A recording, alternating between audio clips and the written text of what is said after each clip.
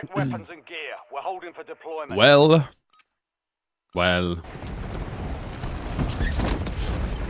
Oh no, it's put me in with keyboard and mouse. Mission failed.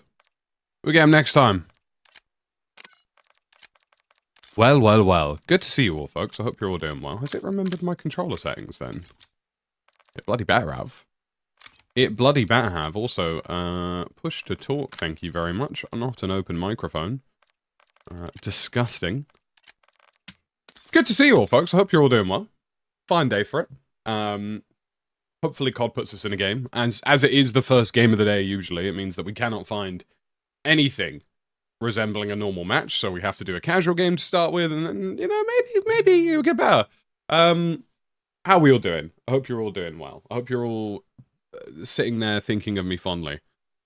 You know what I mean? A tactical Brit, eh? How to map it with a name. We've got like some busy yours stuff gets going on. selection. Spaceman thing with the 21 months, good morning. For those of you who missed our silly little impromptu Valorant stream last night, try and order them directly off of Elgato 23 Crown. You might find better luck with that. We have an entire overhaul happening here on the channel. Visually, from a visual aesthetic, everything is changing soon. We have some very custom coding and very custom alerts coming through, which I'm very excited about. I feel like, you know, some of you guys who have been out here dropping some 50 bombs and stuff need some assistance. It's Robbo, good to see you. The homemade Pepe's garlic sauce was bomb. Well, there you go. There you have it. Right? Every time you make that, you think, that bloody streamer is useful. So we have a brand new overhaul visually coming. New streaming package. It's going to look really good. It's happening before the release of Battlefield 6. And then we have a subathon for Battlefield 6. We will be live. I'm calling it 30 days of Battlefield. But really it should be 30 days of Battlefield and Ark Raiders. Essentially my plan is to basically have some sort of timer system. Unfortunately for me, I can't do overnights, and I do need to take a break in order to walk my dog. So we'll stop the timer when I have to go and then come back to it. Enemy soldier incoming. And essentially see what we could do. But the intention is to just be an absolute Sweaticus Maximus degen for Battlefield 6. And I gotta tell you folks, I'm very much looking forward to it. I'm looking forward to just being that guy. You know what I mean? But good to see you all. I hope you're all doing bloody well. I hope you're all having a cracking week wherever you happen to be. We are back to our regular streams now. I have very tentatively accepted that this is just the way it will be till October 10th. Can't you just play a VOD whilst you're walking or your dog or sleeping? Probably, Robbo. I probably will do something like that. It's going to be interesting as well because it will also be kind of like a co-working stream as well. Because obviously later in the evenings when we're live, I need to make videos. So you guys will get to watch me make videos. So it'll be cool. Obviously, I'll try and stay live for as long as possible to stay up on both platforms, but the evening segment of that subathon will probably just be on Twitch, just because YouTube caps out, I think, 11 or 12 hour VODs anyway.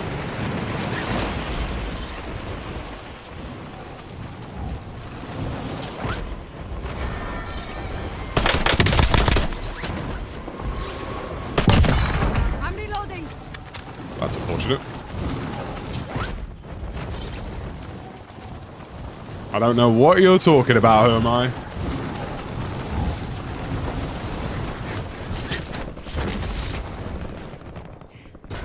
You're clear to engage all hostiles. But I'm looking forward to it, man. I'm also really looking forward to the new package. We're working with Fusey Designs. They specialize in making full screen alerts, so alerts that can take up the entire screen. Now, I don't want to ruin too much, you know, because, you know, I don't want to ruin too much, but it's going to look really good. I look forward to it, you know?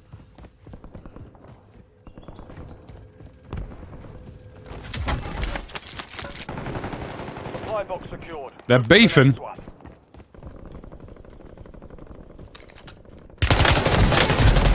Oh my god, I just got deleted. Was I fully plated there? I feel like I was. Wow. Welcome to the Gulag. Fight to win redeployment.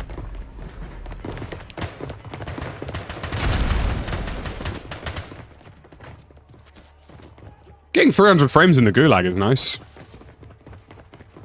I will say that. Good morning, Dunk. Good to see you. Maybe I need to finish off this espresso quicker.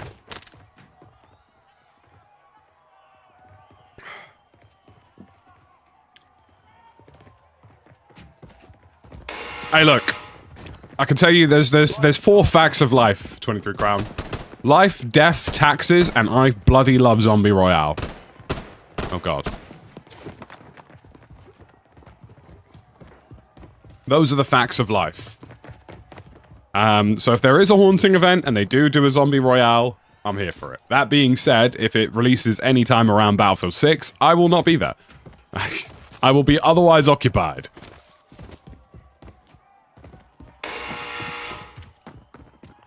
So I'm still figuring out the logistics of like the subathon. I don't know whether I want it to be a timed thing where gifted members and subs reach a certain time but cap out at a certain point, or I don't know if I want it to be like... Success means redeployment. Failure means... What's the word I'm looking for? I don't know if I want it to be like X amount of subs equals X goal. Like maybe we do a stupid challenge like a hot wing challenge, or maybe so on and so forth. I'm trying to figure out what people would prefer more, really, because ultimately, for me, I love the idea of a timer, but I have a dog. I have to take him out. There's no avoiding that. You know.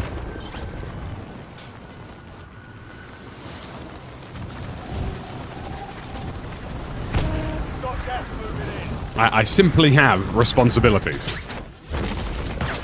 Taking fire.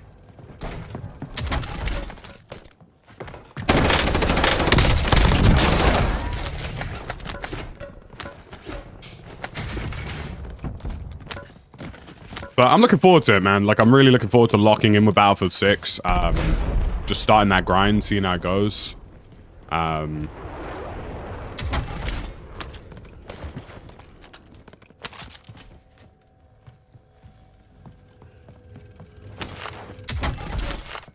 think for the first 2 days of Battlefield 6, I'll probably do 2 back-to-back 12-hour days.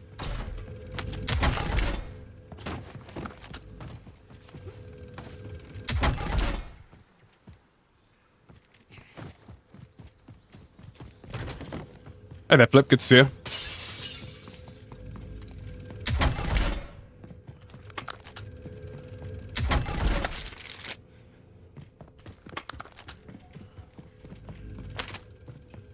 We will be doing Dying Light the Beast this week, by the way, for those of you who are interested in that. I'm actually quite looking forward to that. Like nothing happened. A little playthrough of Dying Light here on the channel.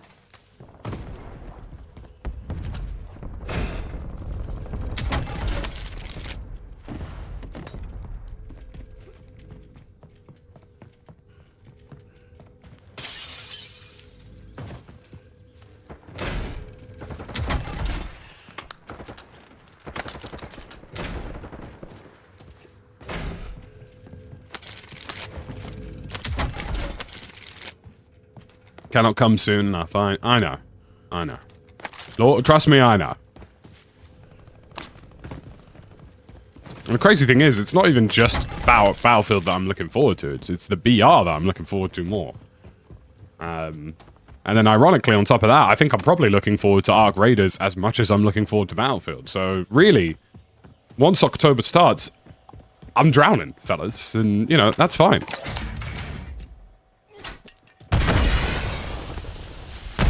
Loadout drop headed your way. I'm reloading.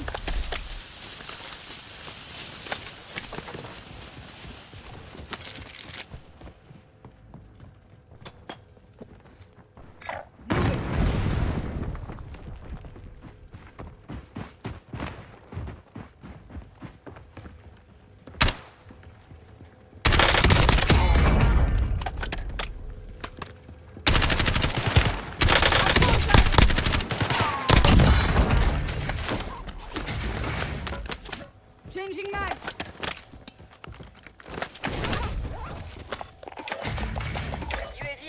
Recon overhead.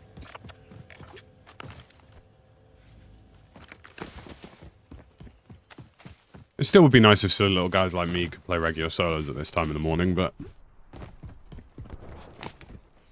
beggars can't be choosers, I guess. And Lord knows, right now, it's a begging kind of situation. UAV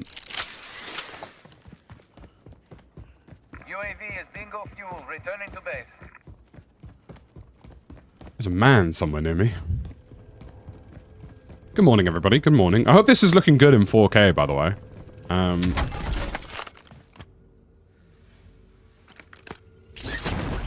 My plans this October, for lack of a better term, chat, are simply pure world domination. Like, up there with Stod, I want to be, like, the go-to Battlefield 6 streamer. Do you know what I mean?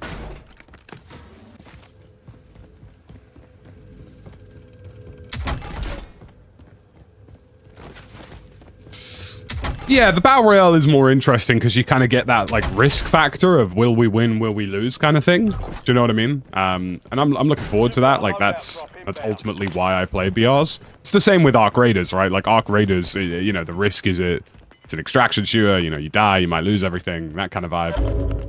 Closing in. Get to the new safe zone. So, look, it's a good time to be October. You know that Green Day song where it's like, wake me up when September ends? That's very much where we've been.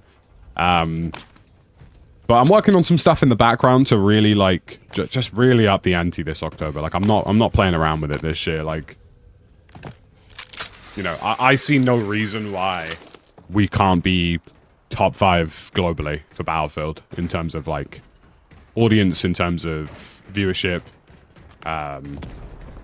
Likewise with the videos and stuff, I'm ready to start churning those out pretty much straight away.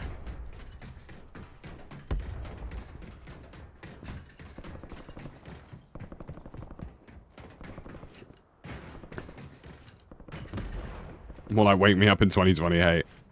Well, you know, next year's going to be an interesting year. I mean, we've got the PlayStation 6 by the looks of it, which the assumption will be that there'll be a new Xbox at the same time.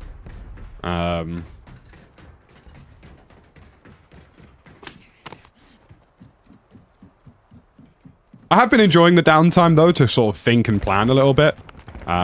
Like, just being able to sort of have a little think about, like, well, what content do I actually want to make, and, like, what do I want to improve for Battlefield 6's launch? Because when you're constantly streaming, right, you very rarely actually get a minute to go, oh, by the way, maybe this could be better. Or, like, maybe I should do this. Do you know what I mean?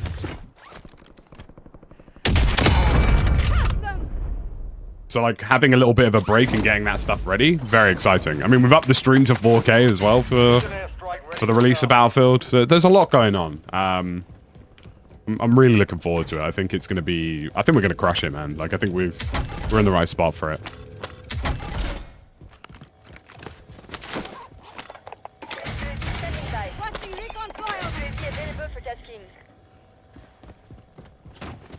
GTA 6 next year as well. Yeah. GTA 6 and a PlayStation 6 next year. I wonder if that will be a release title. What do you reckon? Because surely a lot of people will buy a next-gen console if it means that they get a better-looking GTA 6, right? Priority tasking request received. UAV exiting AO. And the rumors for the PlayStation 6 do look very encouraging in terms of performance. Like, it looks like they've thought quite far ahead.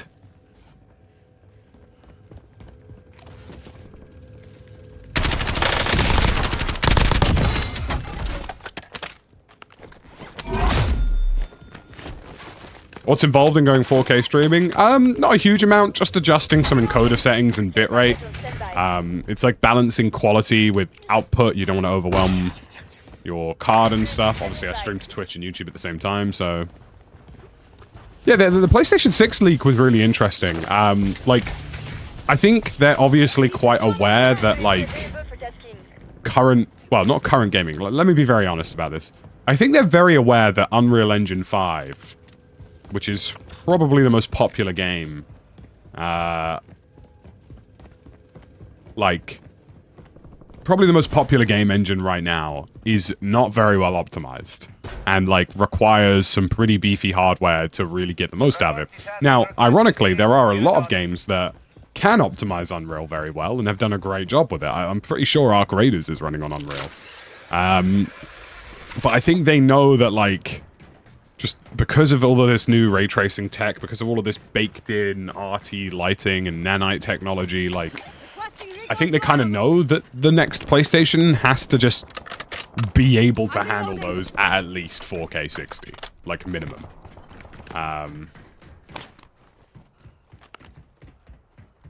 So, like, and it seems that, like, whether it's just a case of devs not optimizing properly, or, like, the industry's just in this weird spot where, like, they're struggling getting to grips with Unreal, like, it seems like a lot of Unreal games that have come out have been very performance taxing. I mean, you only have to look at, like, Borderlands 4, right? Don't get me wrong, Borderlands 4 is a fantastic game, and if you turn down the lighting and the shadows, you will get good frame rates without needing any DLSS. But with DLSS, I was only getting, like, 120 frames at 1440p. So I think, like, there is sort of this encroaching demand that hardware is capable of dealing with certain things like that. I mean, look at, yeah, Insurgency Sandstorm's on Unreal, that's horribly optimized. Ultimately, it does boil down to the developers working on the game and how they optimize the engine. But it's becoming more and more of a reality, so, you know, it looks like the PlayStation 6 is going to be performant enough to deal with that, which is a good sign. It will also probably, it might also be our first look at Zen 6, because I don't think Zen 6 commercial CPUs will release by the time, or they'll release at the similar time of the new PlayStation, so that'll be interesting.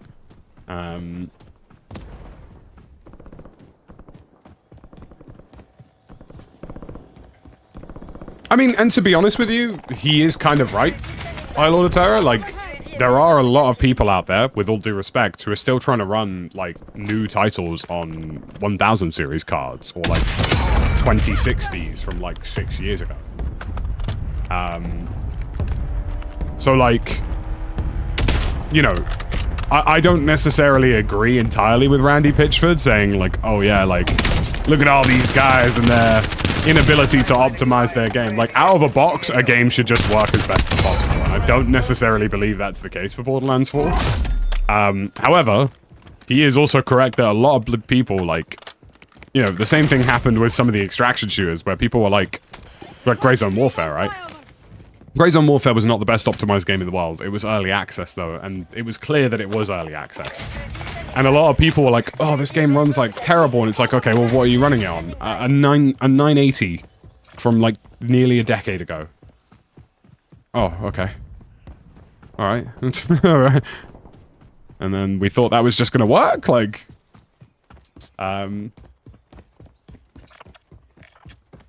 I mean, Battlefield 6 is a real middle finger to the industry, and I respect it. Battlefield 6 has server-side destruction, incredibly good-looking graphics, and on my PC, that thing runs at, like, 200 plus frames at 1440. And that's, like, with DLSS quality, which looks perfect.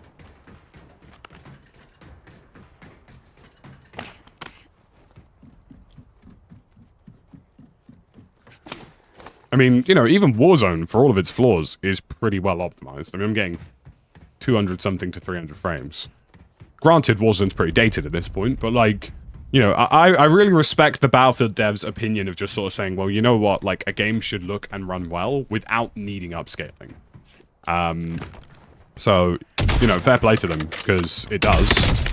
And I think, given the amount of destruction and given the visual fidelity of Battlefield, it's very impressive how well it runs on most people's hardware.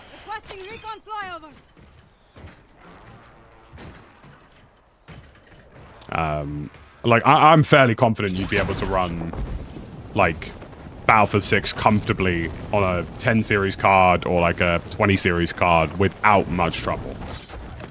Do you know what I mean? We lost track of the bounty target. Contract failed. Priority tasking request received. We're a dot.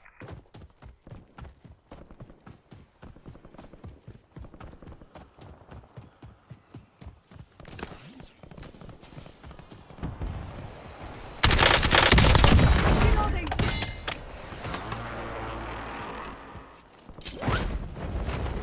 Does he have a large bank account?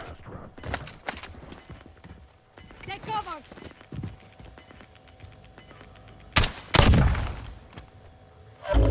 Gas is moving in. New safe zone located. Contact. Enemy airstrike in the area.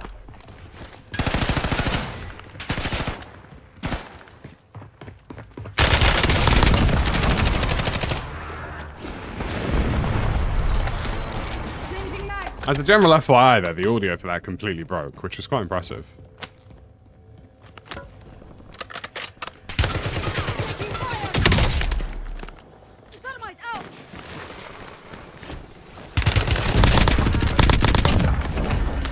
Fucker. Recon overhead. Even on the Series S, Battlefield looked good. Yep. I mean, I'm pretty sure it's going to run pretty well. I actually think it's going to have a pretty stable release as well, which is quite unheard of for Battlefield. I mean, you know, I don't think any Battlefield dev would disagree with me if I said that Battlefields traditionally do not launch very well.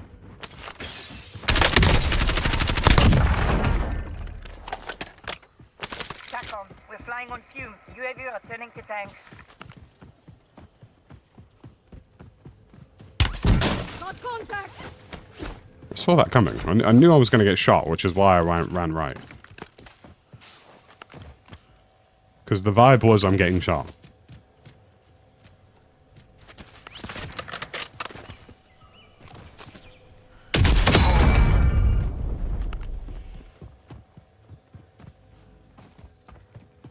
Battlefield 4 the worst launch? Yeah, that was classic, bro. We are less than a month away, man. I'm really excited, dude. It's... I've been saying this to a couple of people. I said it last night on stream, like, when we were playing some Val. Like, I went from a career high, like, literally career high, in terms of viewership and, like, content, to a career low. Because obviously I went on holiday a couple of times and stuff. But, like, I essentially went from having the most I've ever been watched ever to, like, basically being borderline unemployed. So I'm very excited for Battlefield 6. I'm excited to get back out there and sort of do what we do, right?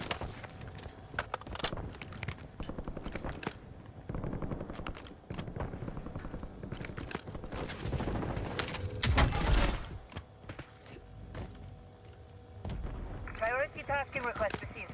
UAV exiting AO. Changing mags. Casual at the minute, Matthew. I can't get a game of solos before, like, 10 o'clock in the morning, 11. It's basically impossible. No more fighting in the gulag. I basically stopped trying.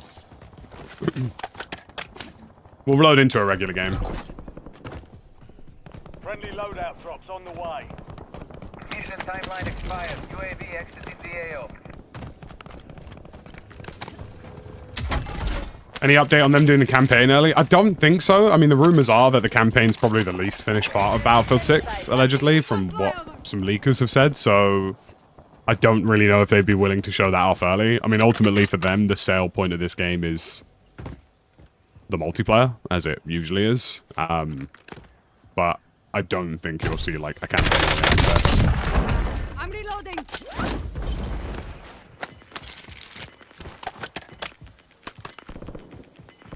UAV is bingo fuel. Returning to base. I think we're all looking forward to it, to be honest with you, John. Like, you know, we all, historically, were Battlefield creators.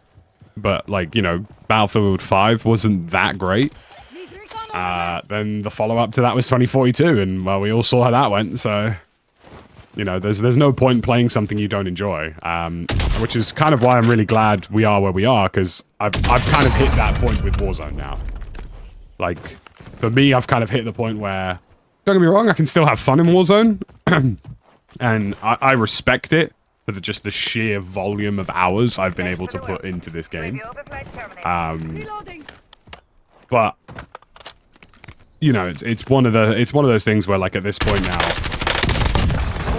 it's reached its end point for me, and I think it's reached its end point for anybody. I mean, I was looking at the Twitch video account for it last night, and it was on 24,000 viewers on Twitch at like 8 p.m., 9 p.m. in the evening. And I thought to myself, wow, like, God, that's really ending, isn't it?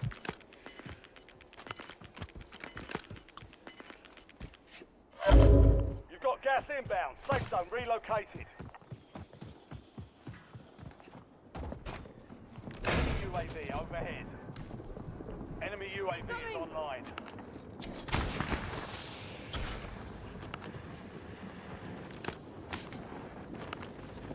Throwing thermite.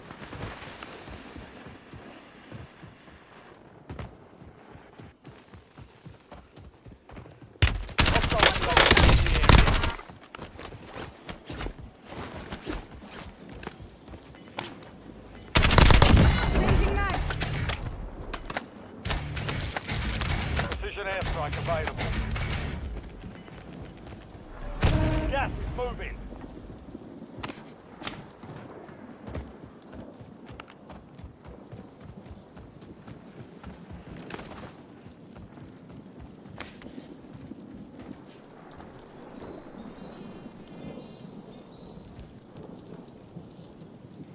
This is going to be a sucky rotation. When do you think they'll release the BR? I mean, considering they tested it literally last week, I expect it to be very close to the release date, personally.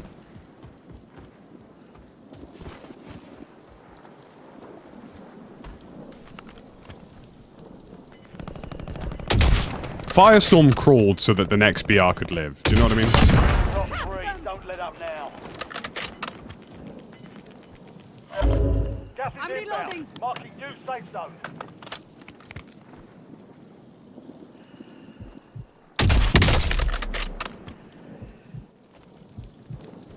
I think the industry's in a weird spot. I don't even think it's just a Warzone. I think it's actually kind of harsh to just sort of like... Don't get me wrong, obviously I talk about Warzone all the time because it's the game I play, but like... I think the entire industry is looking for something new to play. You've got gas moving in.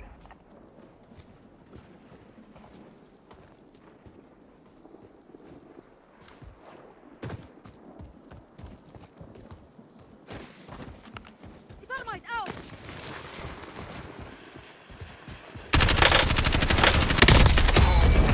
Like, to me, it's the entire industry.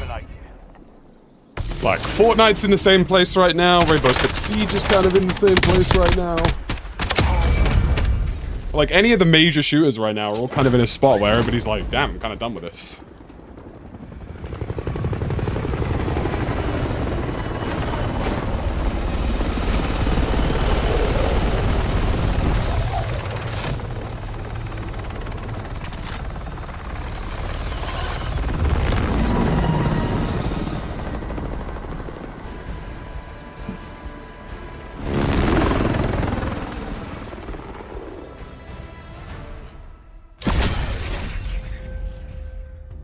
Yippee!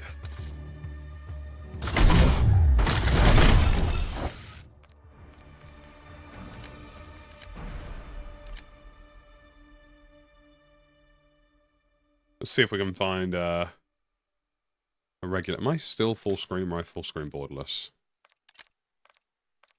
Oh, let's go borderless. If this causes this to crash, we'll find out. Oh, that was surprisingly painless. Okay. Alright. I call this random shit we're gonna do whilst waiting for our game to start.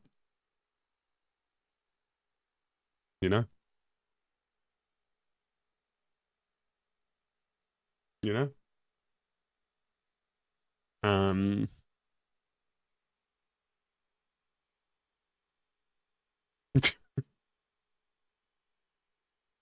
Let's start with a nice one. Let's start with a word that gives us lots of vowels. All right. What's a good starting word for Wordle, folks? What do we think? What's everybody's go-to starting word whilst we wait for matchmaking? I must know.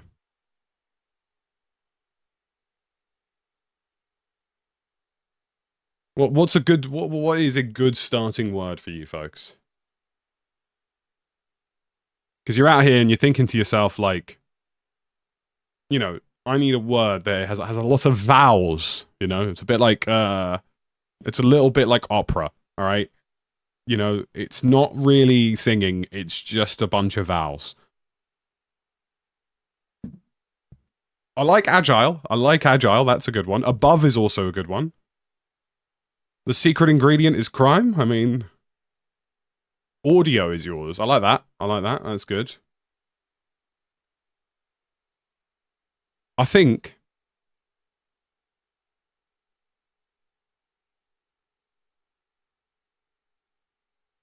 do you know what? I think I'm going to go with agile. I like agile. I think that's done a lot for me.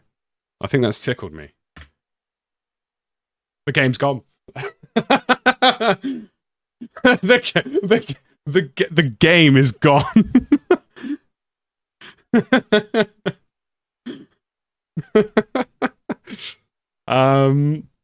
Wow. I mean, it's probably ending in EL, right? It doesn't have an A in it. Or an I, so it's probably an O. I'm gonna go model.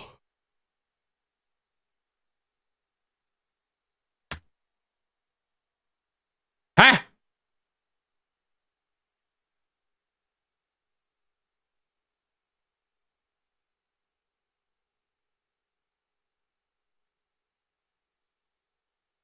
Game's gone. So it's probably LEs to start with, then.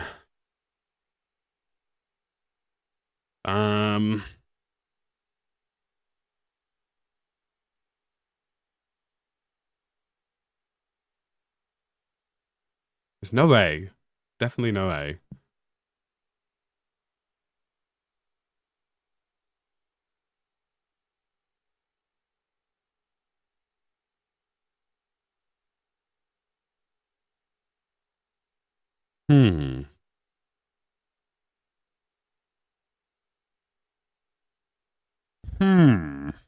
There's no A. There's no A. I want to go lurch, maybe? That's not a word. I don't know why I did that. There's no M. There's no A.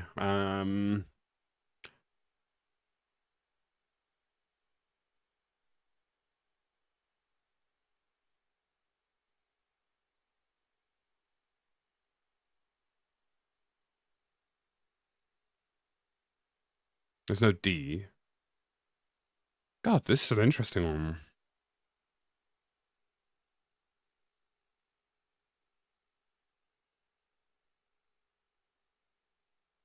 There's no G either.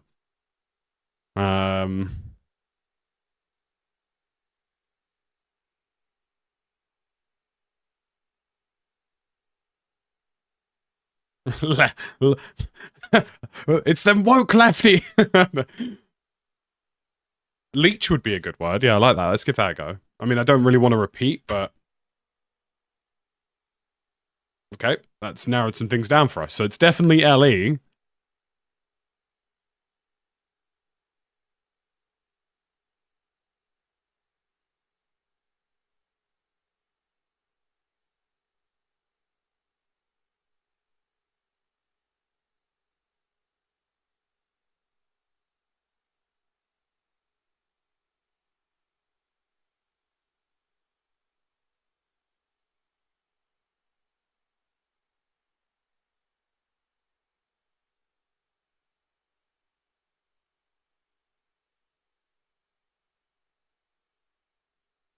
Leng.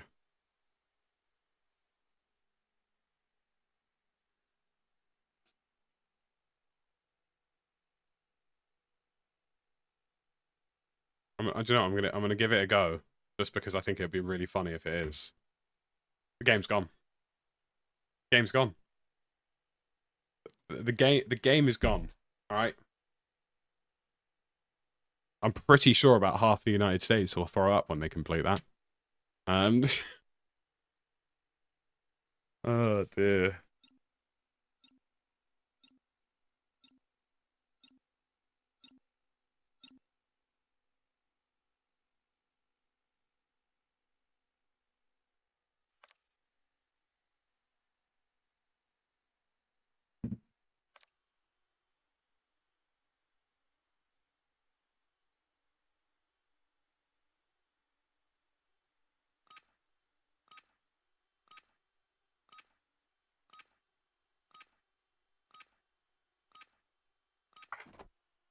Even Wordle's been politicized. Oh, gosh.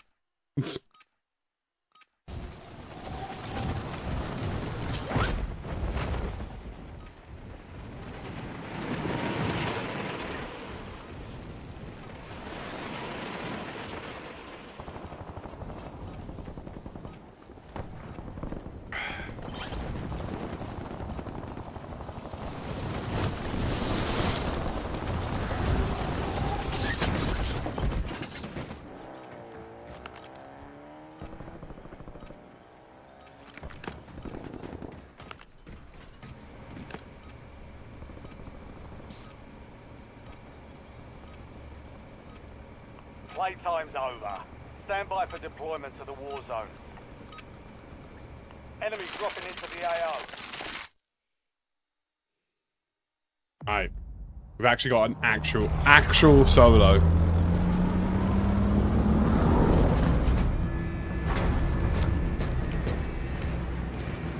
Drinking from a small cup so his arms look massive. Look, if I wanted my arms to look massive, I'd start cranking out the whole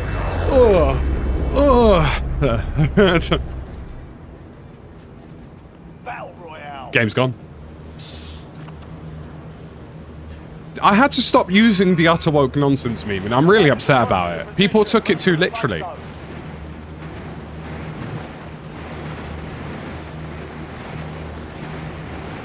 I was actually thinking about during the subathon, every time I die, I do a curl. Just like sat in the chair, like. Scavenger contract here. So that way I can get wham and play Battlefield.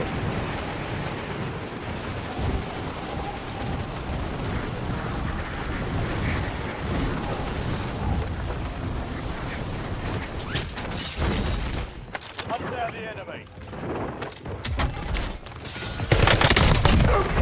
Watch the skies. That guy's dead. Secure those locations.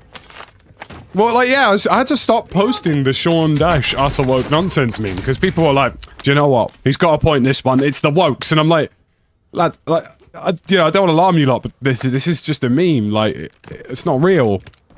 Sean Dash has never said those words, although a lot of people have tried to get him to say it because they thought it'd be funny.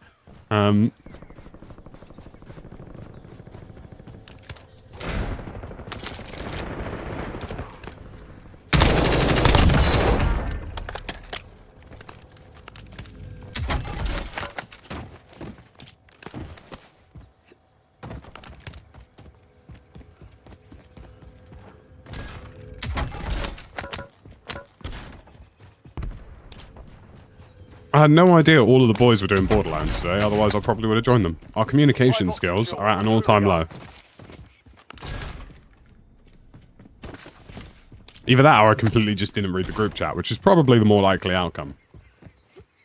It is a great meme. It's a fantastic meme.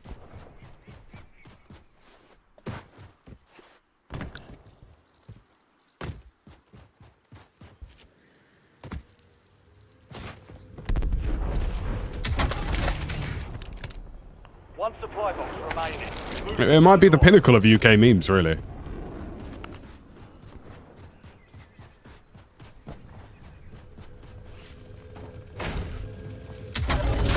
Honestly, I find more and more that live streaming is a great little escape from things, because, like, social media has very much fallen off a cliff. I do very much believe we're kind of reaching that sort of dead internet theory where, like, it's just bots arguing with bots.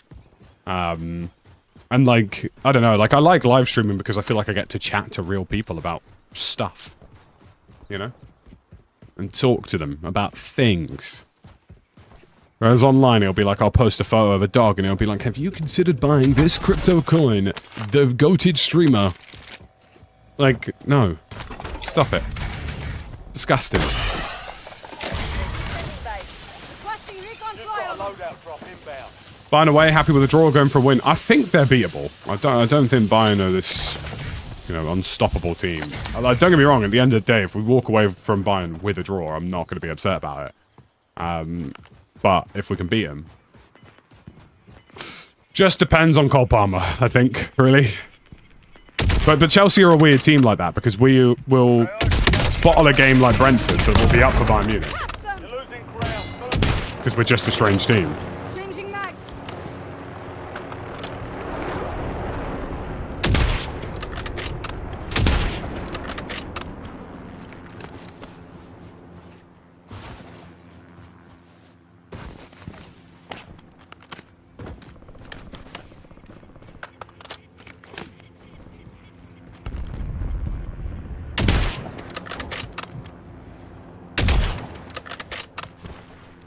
I've been away doing things, let's just say that. But look, we're back now, alright?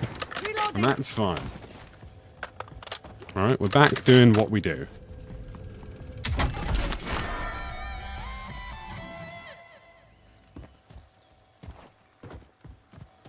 Just too exposed defensively, and we shouldn't be. That's the thing. That's the really stupid thing. Well, actually, no, that's a lie. We were playing Wesley Fofana right back for a bit.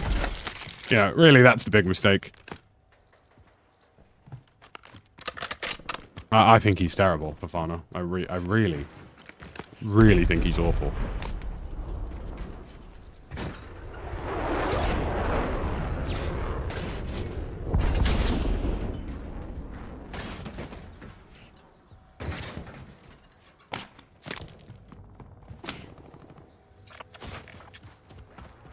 Did I have fun doing things? I had lots of fun doing things. And some of those things you'll be able to hear about very soon. Very soon. Oh. Oh, I got that like fizziness in your nose that you get before you're about to sneeze. Oh, that was eye-watering, that was.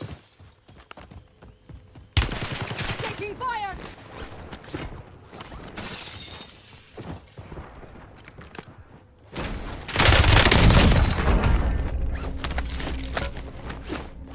I'm reloading.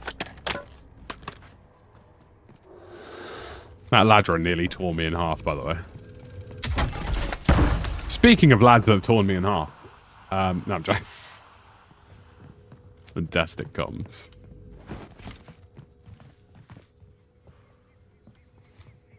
There's a man in there. And you there, good sir. Are you ready to receive my... Enemy advanced UAV is active.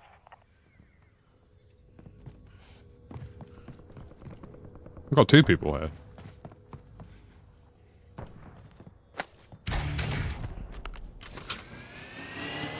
Take cover.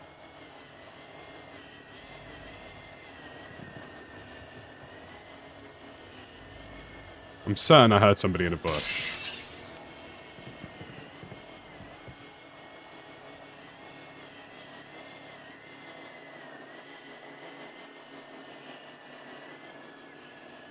How's the new monitor? I bloody love it. Do you think labs will continue in the life cycle? I think it'd be a shame if it didn't.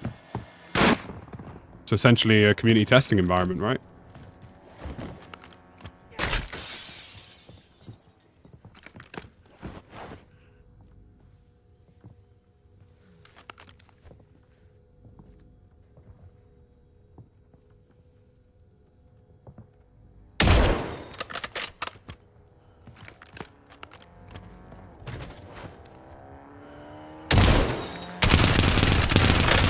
Changing mags.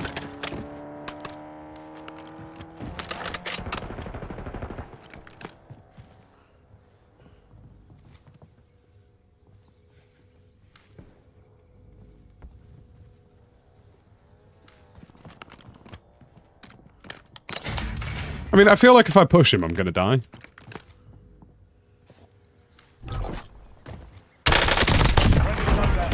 I was wrong. I've got the LG Ultra Gear 480 Hz 1440p monitor. And obviously I upgraded to the 9800X 3D as well, so I actually am getting more than 240 frames fairly consistently now, even in Warzone. I primarily got it for Valorant, really, because I've been playing a lot of that in my spare time. I'm a little degenerate, a little degen. I just love clicking heads, even though I'm not very good at it. What are you talking about? I absolutely, like, I'm not terrible at Valorant, but I'm not great at it either. And I think I kind of like that.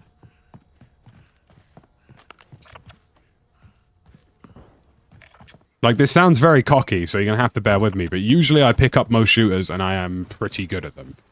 Like, usually I will play any shooter and I'll be like, yeah, I could probably be anyone. Like, COD, Battlefield, whatever, right? With Valorant, I'm like, oh. Guess I'll die. I mean, I guess I suck at this. Alright, cool. Cool. I'm probably barely cracking 60, that's crazy. I mean, it's crazy, but he's also not wrong. Nah, I think I was getting like 120 in Borderlands.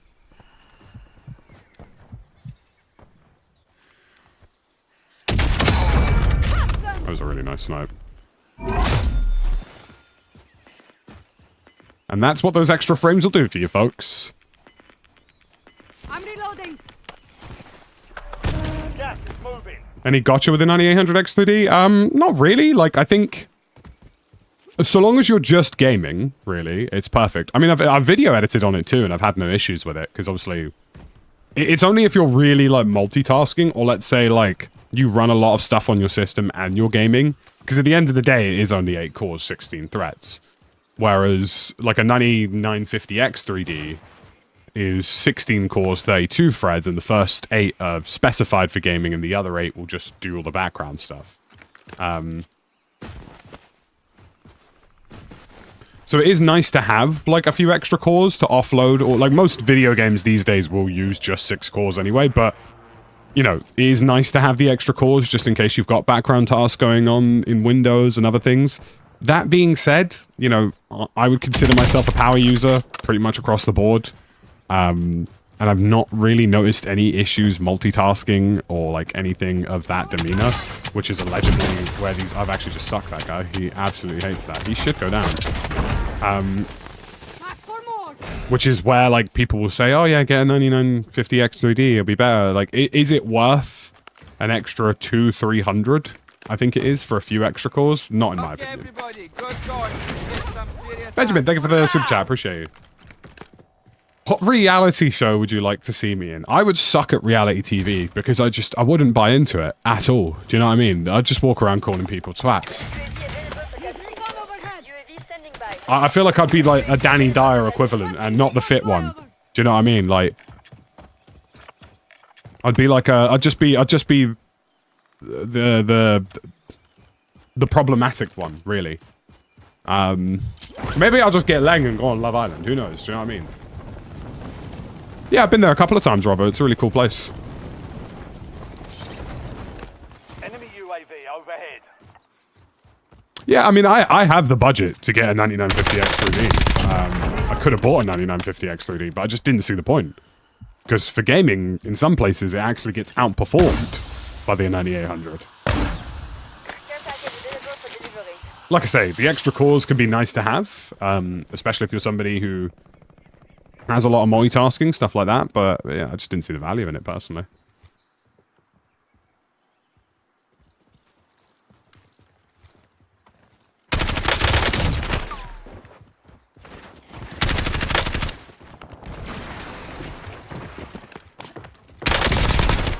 Changing mags.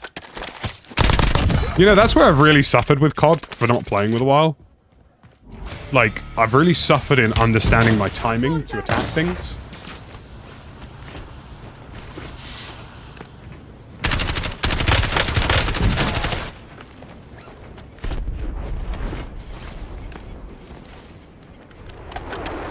Like, my windows for engagements, I think I've really suffered with.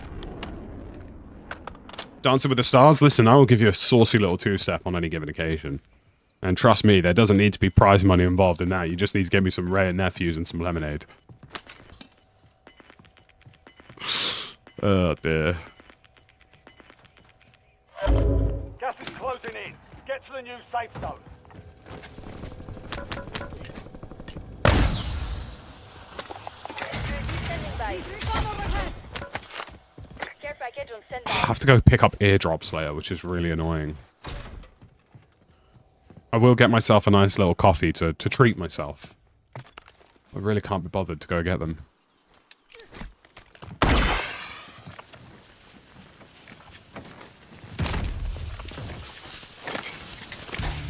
My ears are terrible, by the way. Like, I don't know about you lot, but I constantly, if I go for a swim, I always have to plug up my ears because otherwise water will get trapped or I will get an ear infection. I feel like I'm so unlucky with it.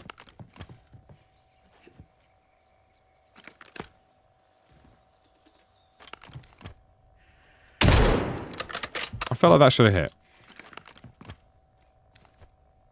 Thankfully, I don't have an ear infection at the minute, but like I've seen a couple of like, it could lean that way sort of signs. So I'm like, I'm just gonna go get some eardrops now and avoid any trouble. Reloading. I'm very preventative with being sick.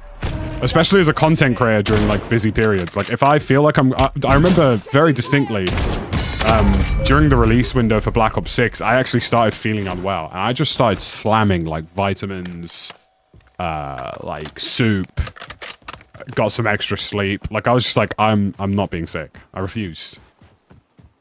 I don't know about you lot, but so like, you know, I'm not trying to get into some pseudoscience shit, but I sometimes feel like I can will my way out of, not being sick just by being like, not today, bro. Listen here, buddy. Not today, bro.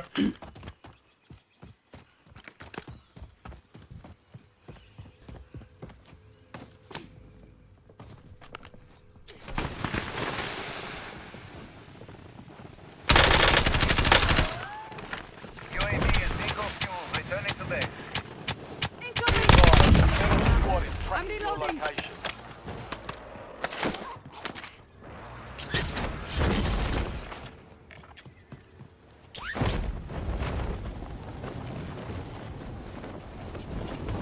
Yeah, I think I have the same thing, High Lord of Terror. My brother had that. And, like, I never officially got, like, the same diagnosis, but I get the exact same issues as him. So I'm assuming we've just got shit genetics.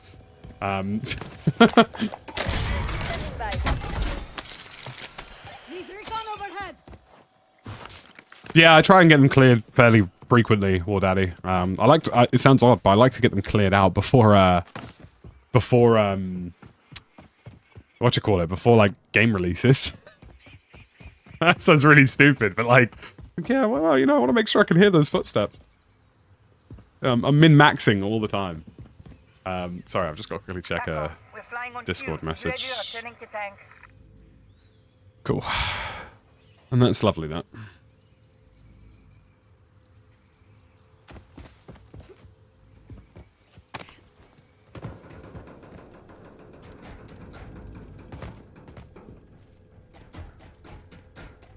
No, it doesn't, Rimboy. Like I say, I'm not trying to get into some, like, weird... You cannot be ill by using the crystals of power. I wish it was that simple. I'll tell you what's always, you know, I've always had a, a superstition around McDonald's milkshakes. Because whenever I was sick as a kid, right, and I started feeling a little bit better, like if I had a stomach bug or something like that,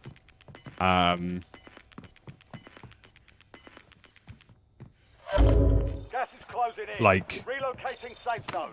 I always had a superstition. Like, I was always, like, whenever I was ill or whatever, my dad would always go and get me a McDonald's milkshake after I'd started feeling better. Or just a milkshake of any delineation, really.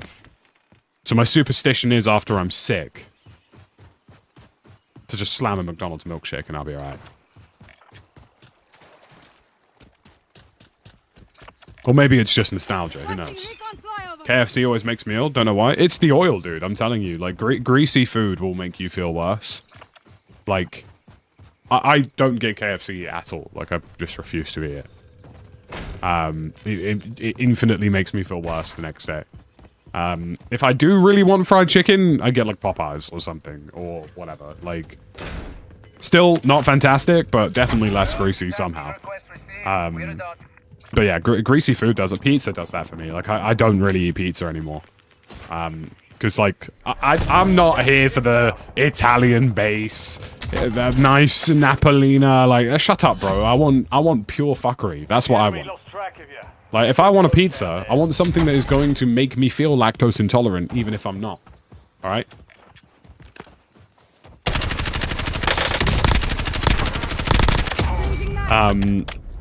So... you know, I don't really have pizza for that reason much, if ever, really. I mean...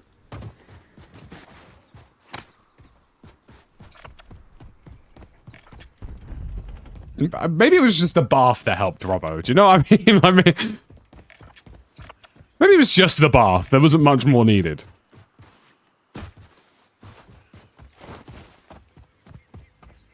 We're reaching that point in the game where I don't necessarily want...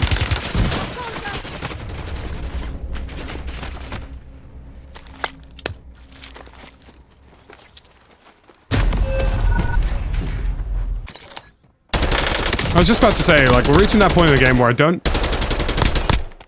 I literally got stuck on an object there, which is why he's gotten that kill. I don't necessarily want to go and get a UAV, because, like, there's just going to be guys sitting in buildings, and lo and behold, there were guys sitting in buildings, so...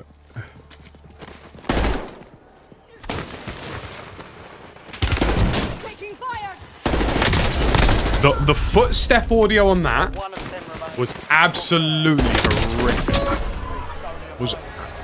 That was genuinely some of the worst footstep audio I think I've had in COD. It sounded like he was on the corner of the room. Miles away.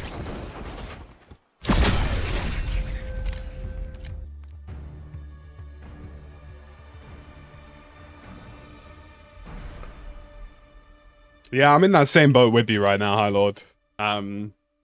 Obviously, I've finished my season now, sports-wise, so I can actually cut a lot of weight, which I'm quite excited about. Because the one bonus of being a bigger dude and then you cut weight, like, you know, it does, it just works. You know what I mean?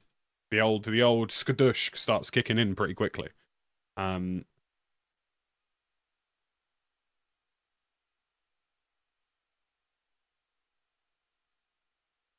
So, I'm in the same boat as you right now. I mean, I'm, like, fasting up until about midday, usually, most days. Stuff like that. Just, it works.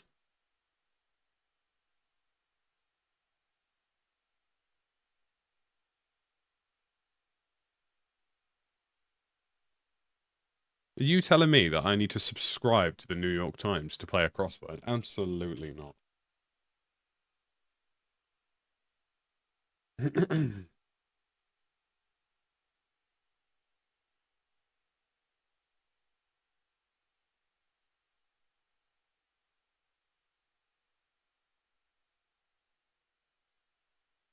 Right. We're going to do the Boston Times mini crossword whilst we wait for this. Across. Immense and down is an Italian scooter. So that would be a moped, right? And this would be... One across would be... We'll get to that. Triangular Greek letter? 5 down? I'm sorry. 5 across is a triangular Greek letter. 100-meter dash, I believe. A daisy-like flower. Would you call it a Vespa instead of a moped? V-E-S... Do you know what? You're right about that, because that would be speed, wouldn't it? Because that would then be speed. Singer Stars would be Harry, obviously. I'm such a smart bastard.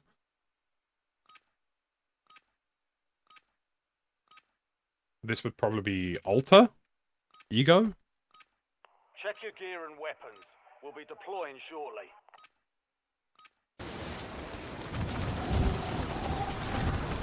Would that be Delta? 6 across would be,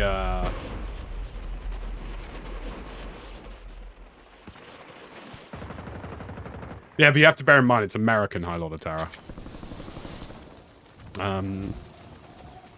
Vast.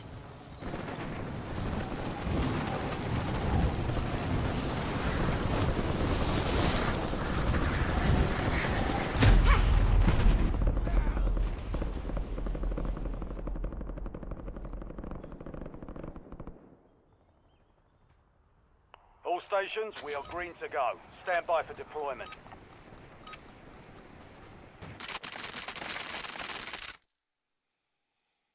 Lads, we're locked in.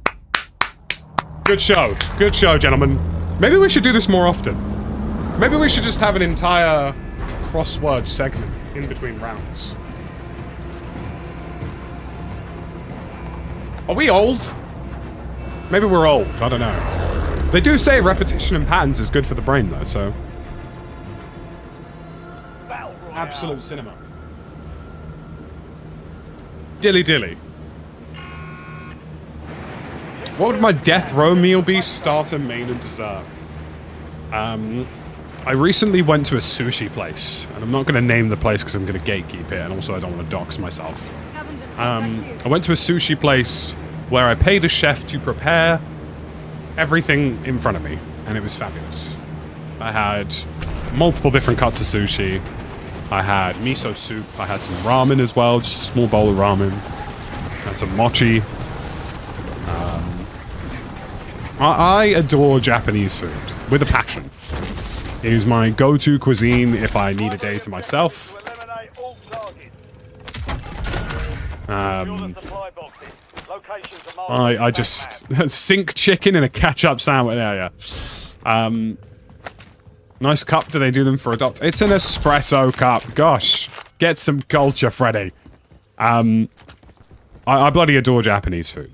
By and large, by a very large stretch.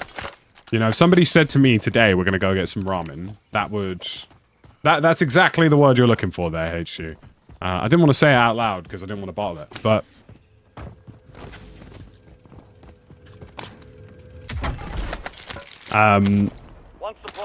My favorite go-to meal, if I just want a nice little reset in life. Not even a reset, Jim, just a reset in life.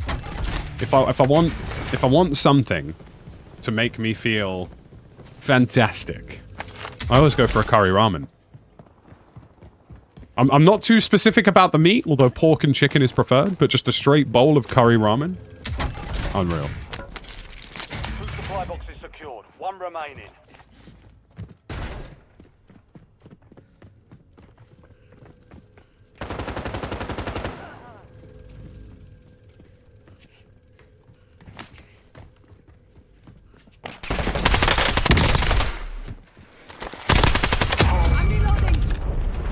That's the first time using this TR2.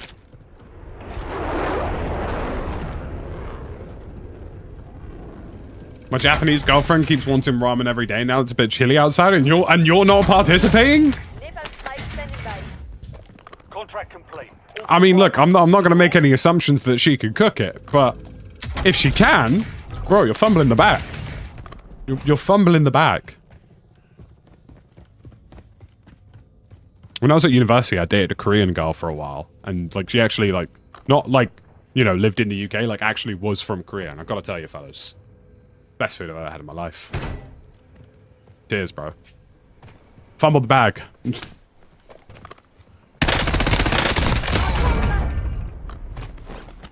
Yeah, that running meme where it's like I should call her. Oh dear. I do like a kimchi pancake. It's gonna be stew season soon. It is gonna be stew season. I do like a stew as well. Do you know, I like cozy winter food. I think everybody can get behind that. Stews, ramen, soups. I love making a good soup. The ramen wasn't bad either. Nice one. Well done, lad. Do you know what? Fair. I'll give you that one.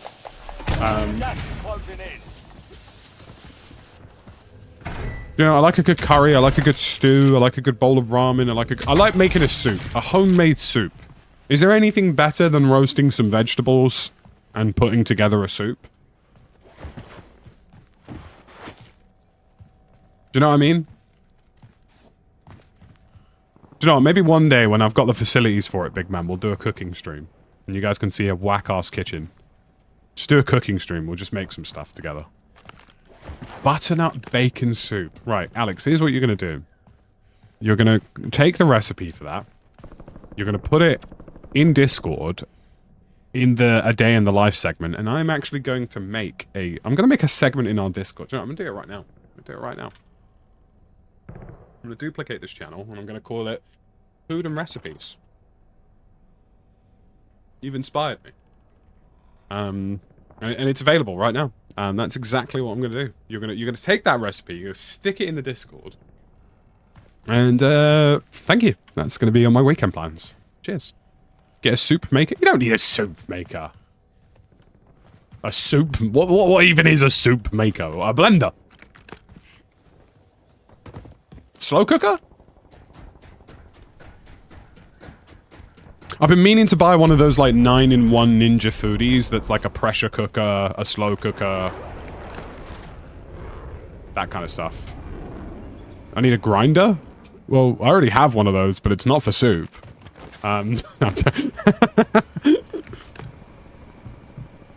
Loaded potato soup, I have a recipe. Look, there's a Discord channel for it right now. All right.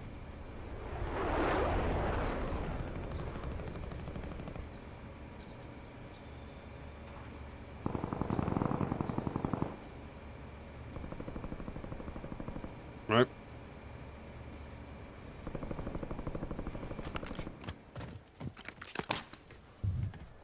Shouldn't really talk about food, considering I probably won't eat till 1, but it's like a blender and a slow cooker in one. Oh, really? Do you know what? I retract my statement.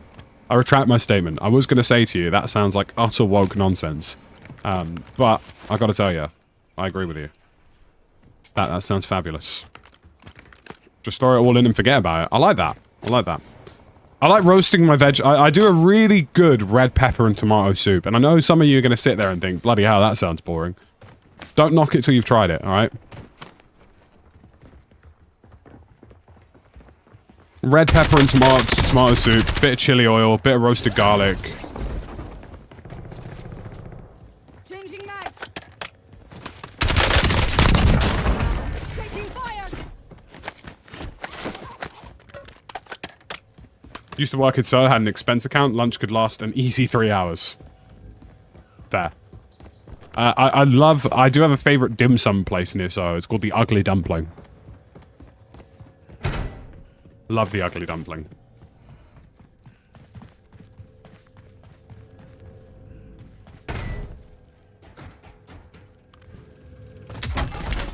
Big fan. Would recommend if you're ever in London and you want some dim sum.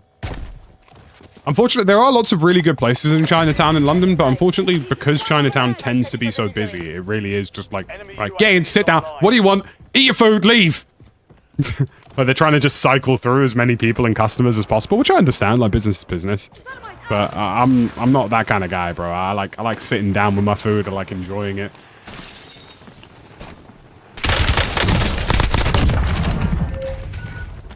That's the second time I killed this guy. Mission timeline expired. UAV.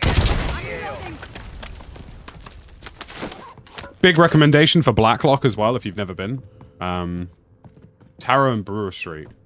I've heard of Taro, do you know? Food, do you know what? I'm changing the Discord channel already.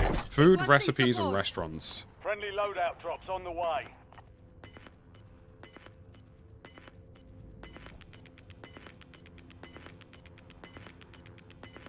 You know?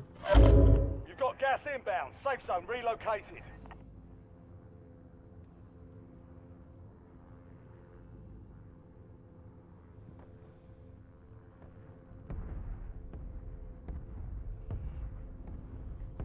I'm writing that down so I don't forget it. Hostile UAV in the area. See? It's the power of Discord, folks. I need to do a food tour of London. I've got 1,001. Do you know what? Bodines fell off, David. It fell off. I'm unfortunate to report that Bodines is no longer very good. If you want to go for barbecue food now, you have to go to... Hold on, I've got it on my Google Maps because I'm a little deviant, alright? And also it's hard remembering all of these places. My Google Maps resembles pain. You want to go to Smokestack in Brick Lane. Bodines used to be really, really good, but I think they got too big for their own boots, and they really collapsed in quality. But Smokestack in East London, towards Brick Lane, is really, really good. Like it's Bodine, what Bodines used to be, basically. Their key lime pie is still really good. Losing ground. Bodian's key lime pie, their desserts are still fantastic, but the quality of their meat has definitely suffered. And if you want to give your meat a good rub,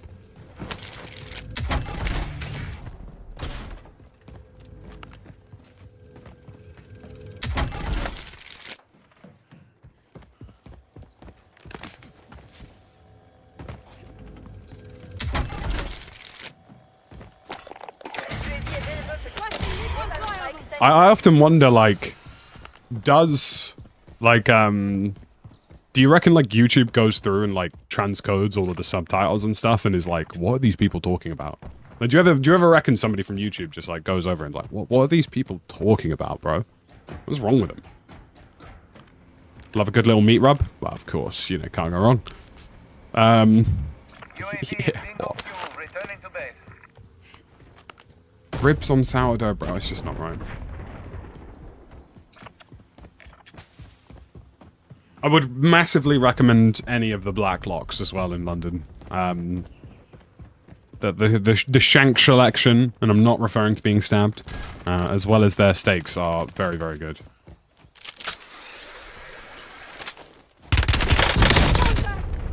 That was alarmingly fast. Wow, and that is just a kilo, really. Gulag is your last chance. YouTube, who the hell is Steve Backshot? What is a Steve Backshot? Time to fight your way out of here. Funny, innit? Almost your turn, soldier. Stand by.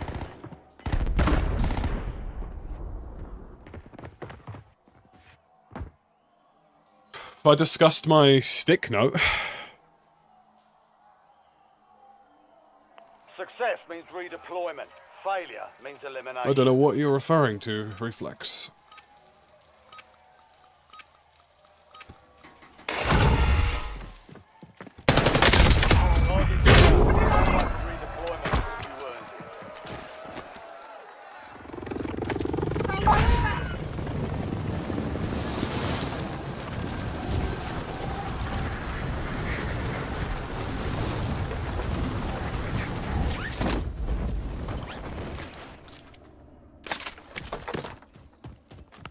I wouldn't know what sticky note you're referring to, Reflex, at all. And it definitely had nothing to do with me accidentally leaving it on screen, providing lots of feedback for a certain thing. Don't know what you're talking about. A Big Easy's decent. Yeah, it's alright, Fozzie. Like, it's, you know, it's okay. It's not bad, but it's not incredible, I think, would be the category. And that's fine, you know? I think for me, I'm very selective when I go out to eat. Do you know what I'm really in the mood for, though? I need to speak to my, my godfather about it. Curried goat, bro. Some curried goat, man. Bro, it's been so long since I've had, like, good curried goat. Like, really, really good curried goat. I need to get on that, still. Gas is moving I have a very soft place in my heart for Caribbean food, I gotta tell you.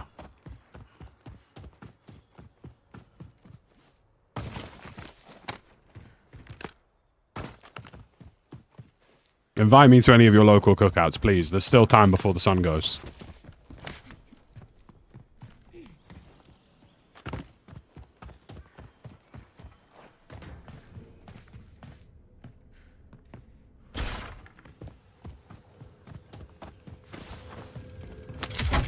There isn't many in Hull. I have to come to London again.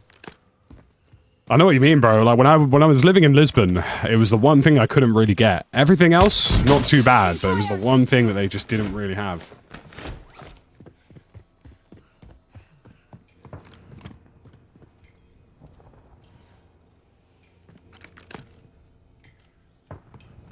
Gotta get the dumplings as well. I don't mind the dumplings. I try to load up on the sides, personally. Do you know what I mean? Some rice and peas, all of that jazz. I haven't had good jollof in a while as well, man. Bro, honestly, I'm down horrific. You lot got me thinking now. You lot got me thinking about what munches I've been having. And I need to fix up, look sharp. That's what I've been hearing.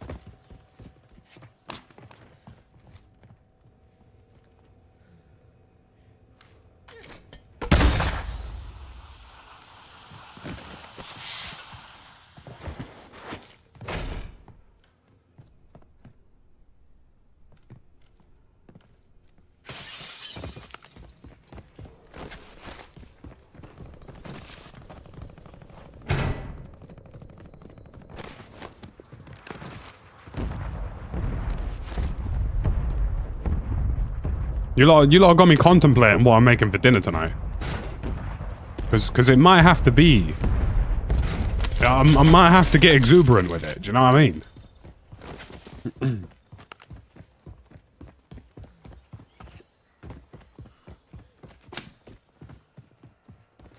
Listen, Trinidad roti is no joke, bro. But it's truly... you know... It's just sensational, you know?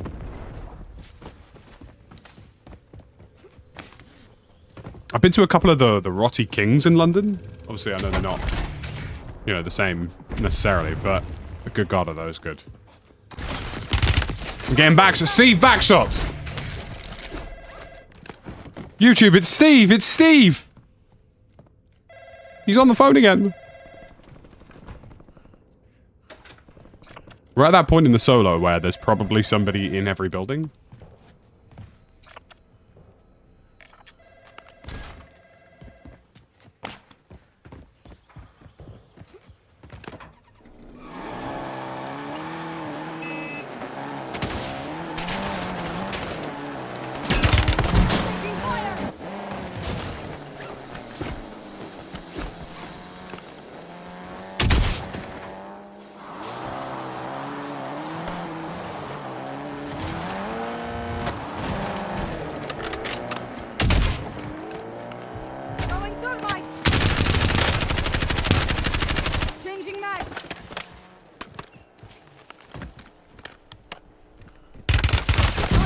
Fuck me sideways and call me Shirley. Bro, does anybody else want to shoot at me? Anyone else?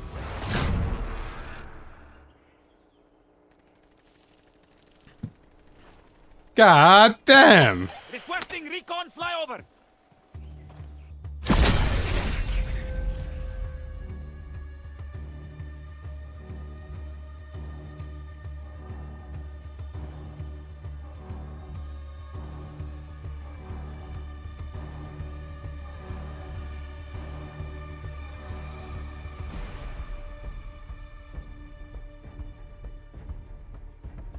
Game's gone, mate.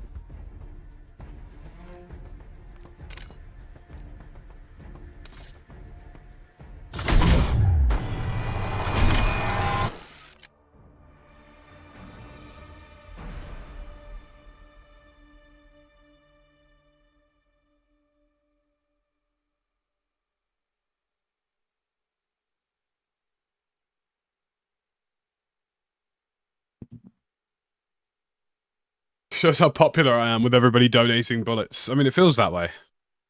Alex, thank you very much for that recipe. You might be giving me a fantastic option for this week. That might be on the weekend agenda for me. I'm not gonna lie, bro. I might whip that up on Saturday.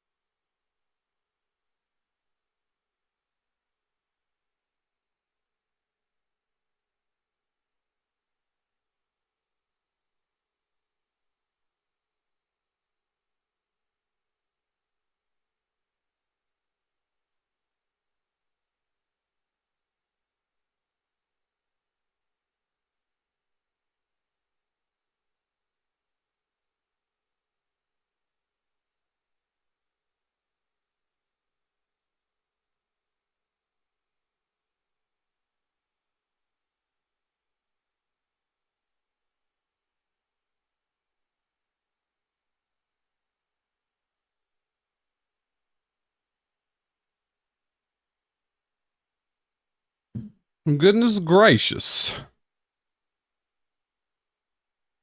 Gosh, this is why I need to do more crosswords, clearly.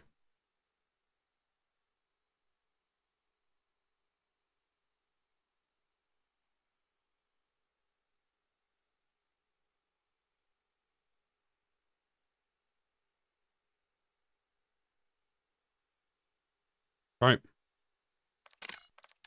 It's time.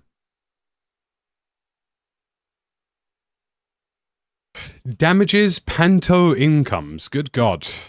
We're truly in the United Kingdom now.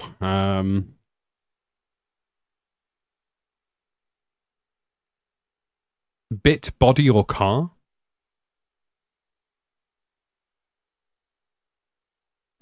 One fails to appear. Jesus Christ. This is going to be a tricky one. Let's start with a cross. Damages, panto, incomes. It's an anagram as well, so... it's an anagram with damages. Would it be...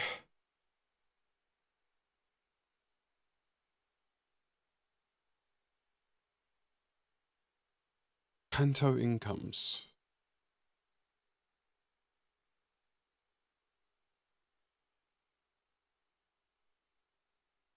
Make it bigger. Okay, hold on.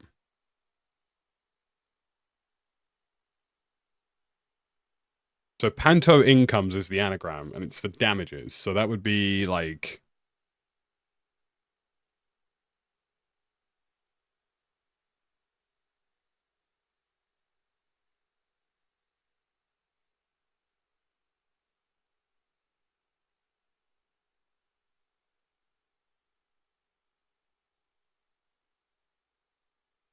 fails to appear would be no-show. Yeah, I agree with that.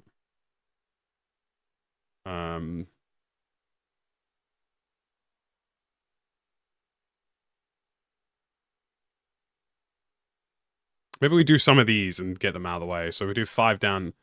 It's of theoretical interest only. Jesus Christ. Caused annoyance?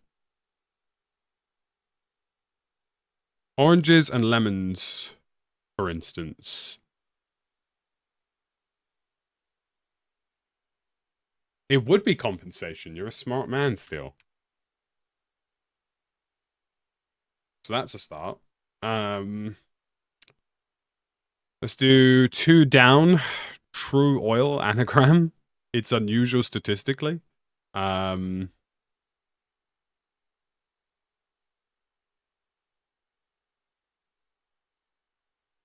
across is a tar. I hate rose stuff. Good to know. Good morning, Grubby. I'm embracing my age.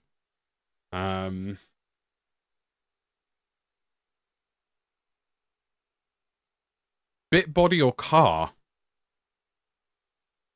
Bit body or car something.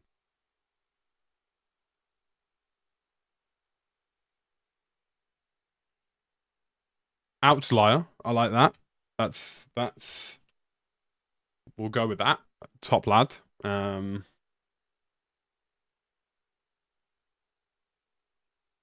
Part, yeah, it would be a part, wouldn't it? Body part. Bit part, car part, whatever. That makes sense. 5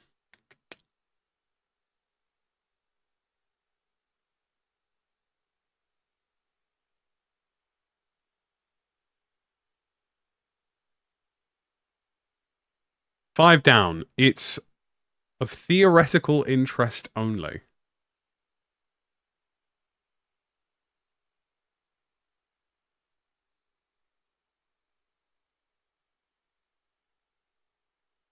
Caused annoyance. I want to go irritate, but that's too big.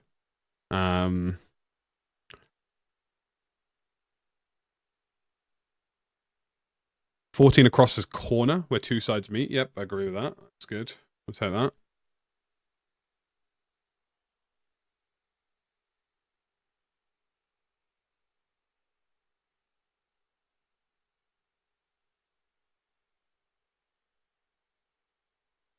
Academic. Do we think that's academic?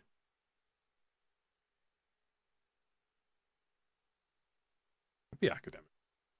Chance.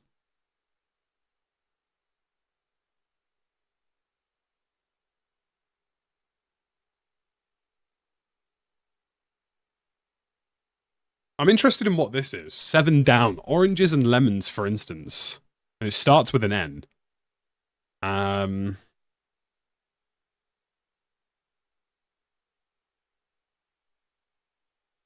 trying to think what that would be.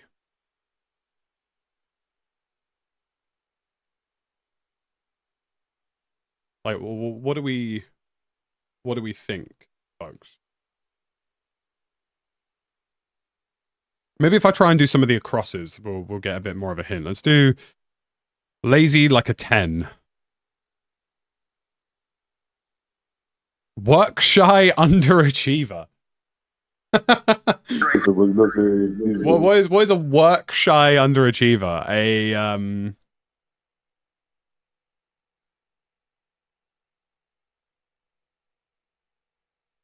Nectarines is too small, sadly.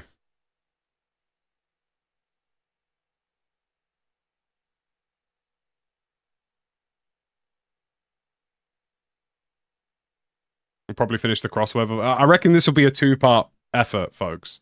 A slacker. Good God. A slacker. That's crazy. Could you imagine walking up to you? You're a...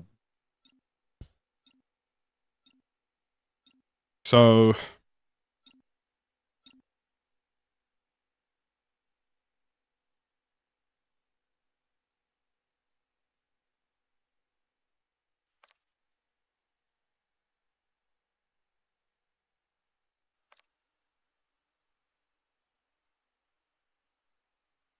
The two, both. Yeah, they're both.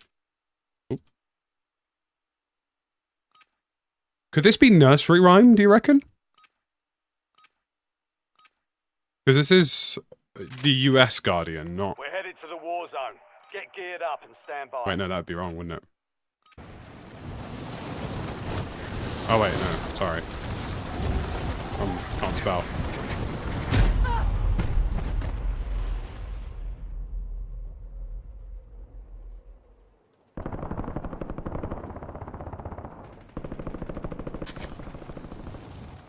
This would be arced, I agree with that. What the hell? Lazy like a 10.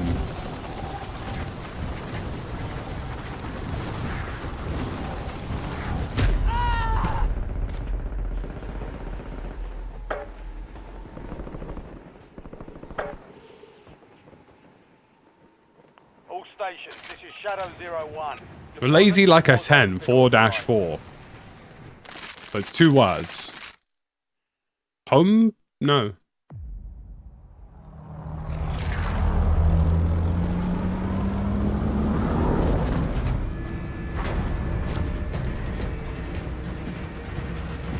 Bruno Fernandez.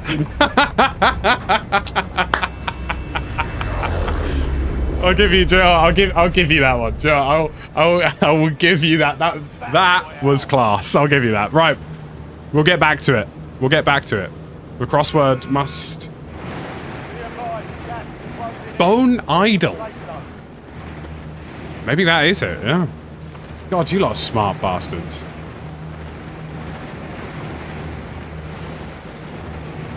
Look at you guys flexing your brain muscles.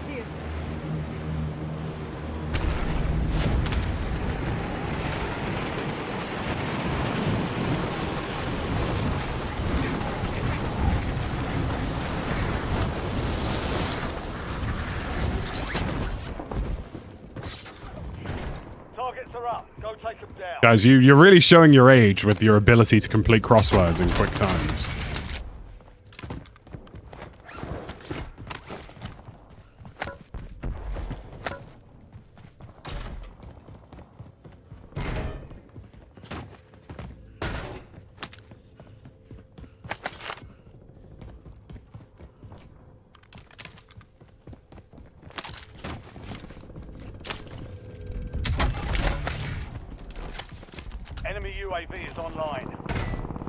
I'm gonna go get the most white girl coffee imaginable later. I'm gonna go get like a super matcha 7000 espresso, bro. I want me reading out the list of ingredients going into my coffee to sound like I'm calling a play. UAV overhead. Like, yeah, can I get a Z left turbo? Fire!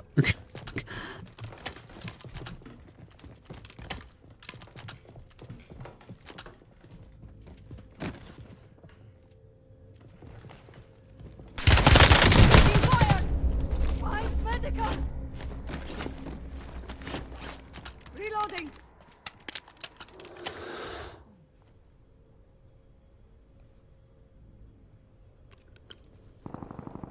We're not quite in pumpkin spice season yet, although it is available in, you know, some coffee shops that I don't really drink coffee from.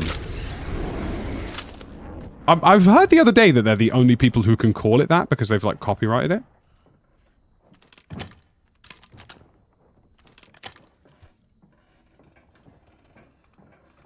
Yeah, I wouldn't drink at a Starbucks by choice, so...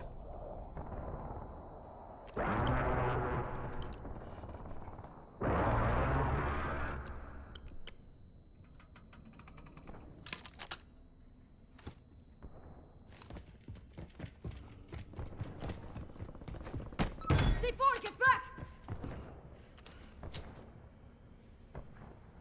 Back out!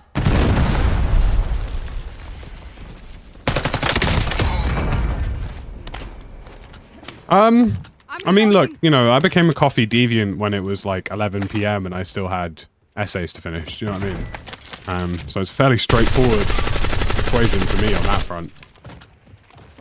But yeah, you got 8,000 words due in 20 minutes, and you need to sleep. Cool. Cool, cool, cool, cool.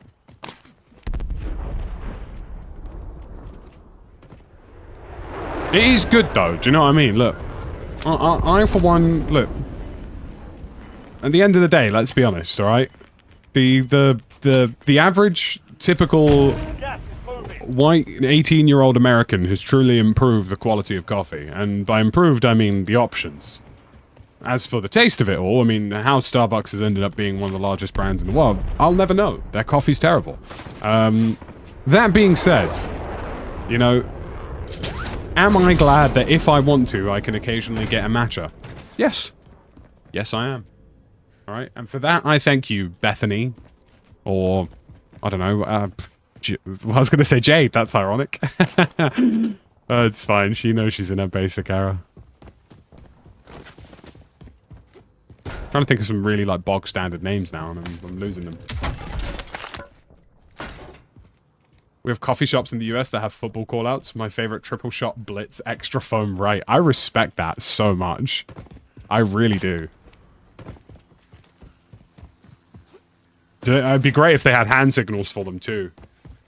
My favorite thing in the world, like watching college football and seeing like 4 dudes on the sideline throw up a gang sign. So, oh yeah, that's what we're running, okay.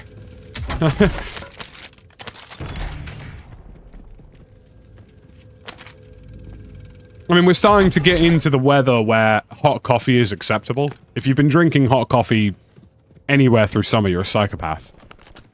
So...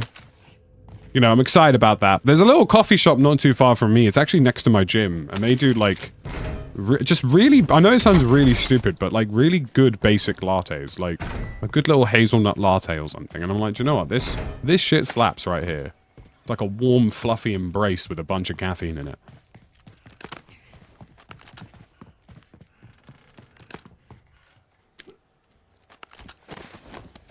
And I found out that the nearby shop has started selling 650 milliliter monsters. And really, I never thought we would get the extended magazine monster in the United Kingdom, but here we are. It's got the extended mag, high velocity builds.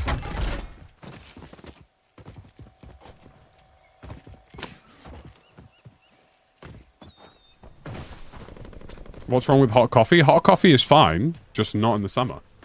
If you have hot drinks in the summer, you're weird. Alright? And I'll die on that hill, I don't care. If it's like a cold morning on a summer's day, fine, I understand it. But if you're out here at 2 PM on a 30-degree day sipping on a hot coffee, there's just something wrong with it. Good basic coffees are hard to come by. I agree, Alex, and that's why I like it. What about people who drink glasses of milk? You might have unresolved trauma involving your mother. No, I'm joking. Loadout drop. Really good coffee is simple ingredients put together very well. Doesn't need sugar or doesn't need syrup. I agree. That's why I really like the coffee place near me, because it is just simple, you know? I don't drink tea. I know I upset a lot of people with that, but I personally... which is ironic, because I do like matcha, but I think tea just tastes like pond water. And I refuse... it's just sweet water that's hot. It makes no sense. It makes it... The British Empire didn't drink a frappuccino, you woke madman.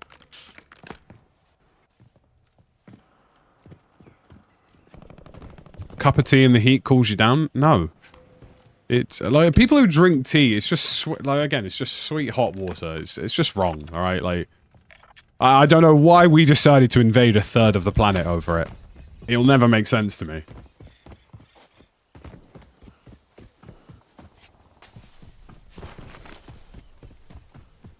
Like I've never had a tea. Do you know what? I've had a couple of teas that weren't from like British teas, so to speak. Well, no tea is truly British, but you know. Yeah, the less we unpack that, the better. I've had a couple of teas. I've had an Ethiopian tea that I thought was quite nice. And I've had some Japanese teas that I thought were lovely. But other than that, like the idea of an English breakfast tea or an Earl Grey, honestly, I'd sooner rather somebody use my ballsack as a punching bag. And I'll gladly revoke my passport for that, alright? Arguably, at this point, my Irish one's more useful anyway. Safe zone.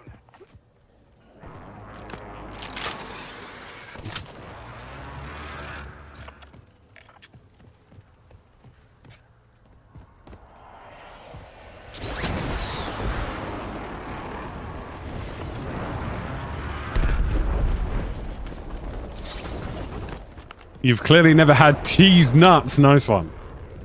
Very good.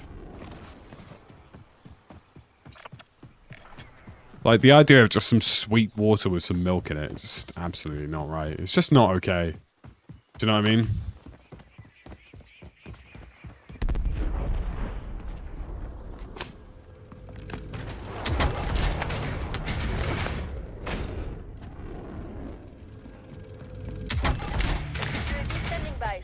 But you know, we live in a world where if you want to, you can shotgun a white monster and smash it off your head, and somebody went, do you know what I fancy today?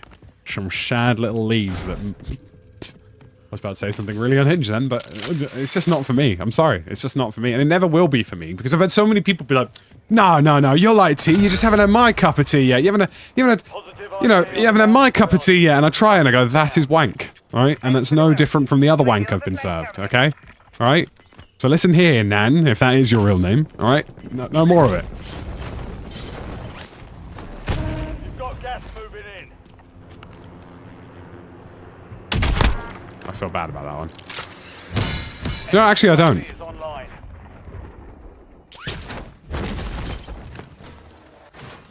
It's my most controversial British take is that I just don't like tea. I mean, I've got lots of other controversial British takes. Truly, but Nothing happened. Changing mags. and everybody's like, no, you got to get this brand. It's got to be Yorkshire Gold. This, and I'm just like, please, folks, you know, you can polish a turd, but it's still a turd, right? And you know, I look at tea and I go, no, I don't even like sweet tea. I don't even like iced tea. I think iced tea tastes like shit as well. I don't know how people drink that. I mean, the worst of all teas is truly green tea. I mean, whoever's drinking that, I mean, get help.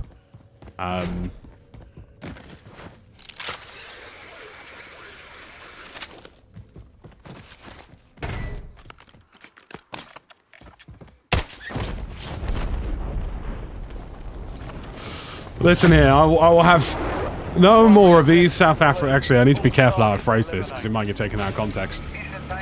Listen, as a British man living in London, I already regularly have to deal with South Africans telling me about South African things that they think are better. And I'll simply take no more of it, alright? Alright? My pet peeves in this world are South Africans being unable to tell me, like, not being able to sit still without being able to tell me that they're South African. As if they're some sort of, like, super conversational vegan. Or, Australians who complain about the cold in London. You know, those are my two pet peeves of this world.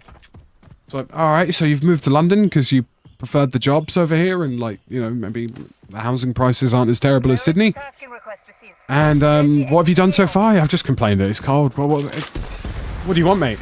All right.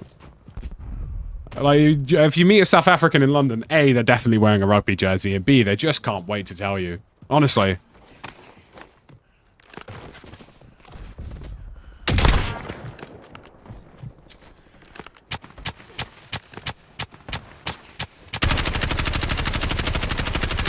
Damn, I really thought I had that guy.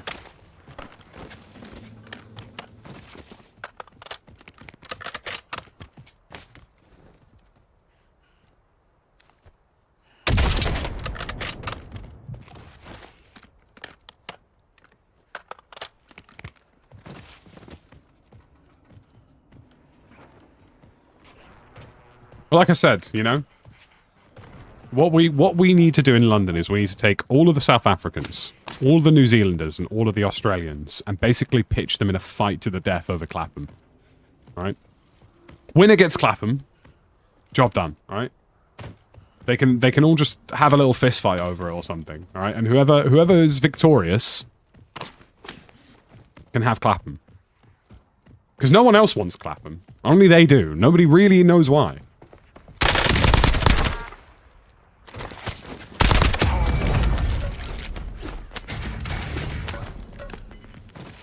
Changing mags.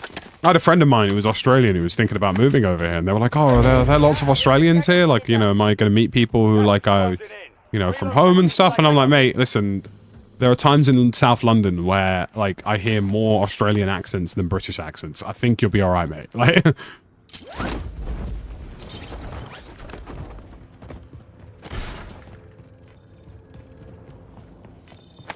I honestly feel like I'm being poached. I'll never forget, I was in Clapham, what was it, like a month or two back, right? And like, obviously I'm blonde and blue-eyed, alright? Like, you know, I'm very well tanned as well, so it's not really a shock that some people might have assumed that I'm not British, maybe Aussie, right? And obviously I replied in the King's English, so I was like, listen here, alright? None of that, okay? None of this prison nonsense, alright? I'm truly British, alright? I'll be having none of this. And honestly, it's like wearing a red flag on your chest that says, "Please tell me you're Australian." Tasking request received. Well, that was a good shot by him, fair play.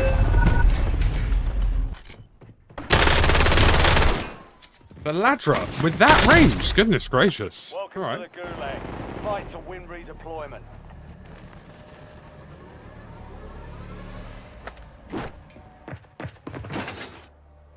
23 degrees here and I was wearing a hoodie. Yeah, I mean, honestly, I think it's like, I've had a couple of friends who have come over from Australia before. And like, I'll never forget, it was like 1 Celsius. So it was pretty cold.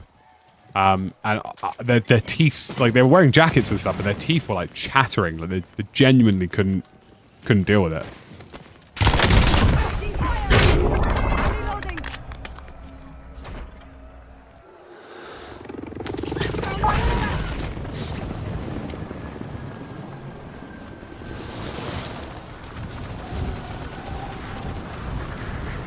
I reckon we're in for a cold winter this year as well, so...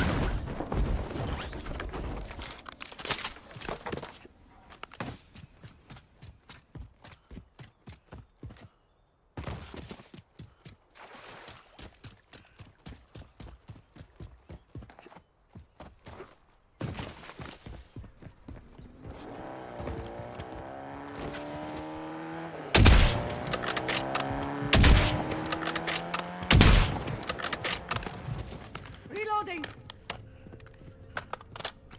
They're not really, Maxim. Like, I find solo lobbies are basically just completely random these days. Got contact.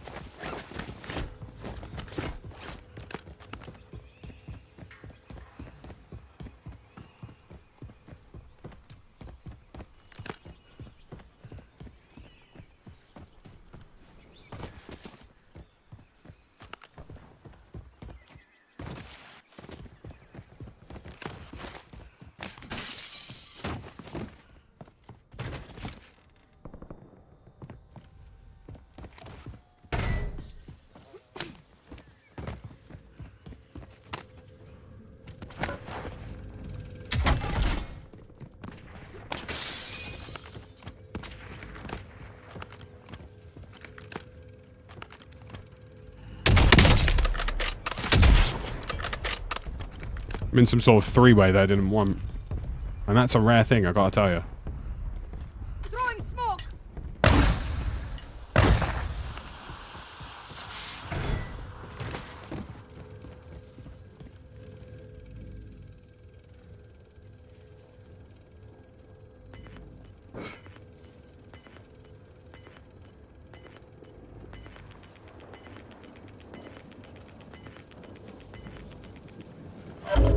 Gas is closing in. Get to the new safe zone.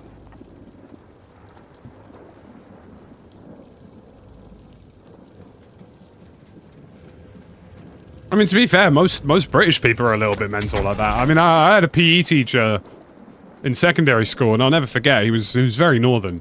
That man wore shorts all year round. It'd be -3 and he'd be wearing shorts. And, you know, I respect it.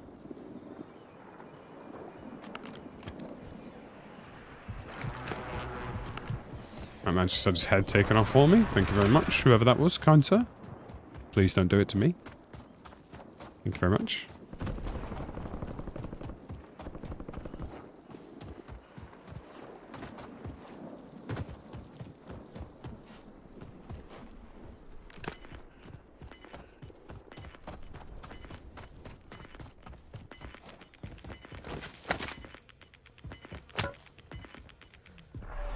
Gas is moving. I mean, to be fair, I will wear shorts if it's cold. Like, it doesn't bother me. But I've got wham legs, so... That's right, I'm flexing, and what? Hold that.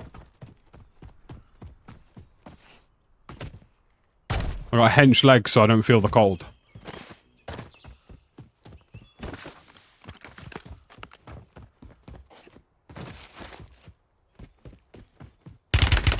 Being fired.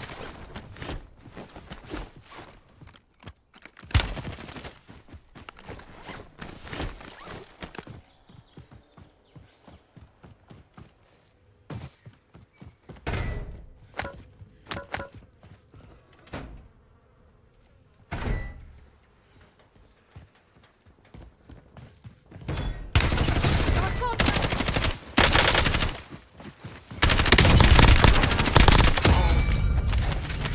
I'm really glad I'm picking up those eardrops today, because I gotta tell you, my hearing is not ideal right now. Precision airstrike standing by. Changing mags.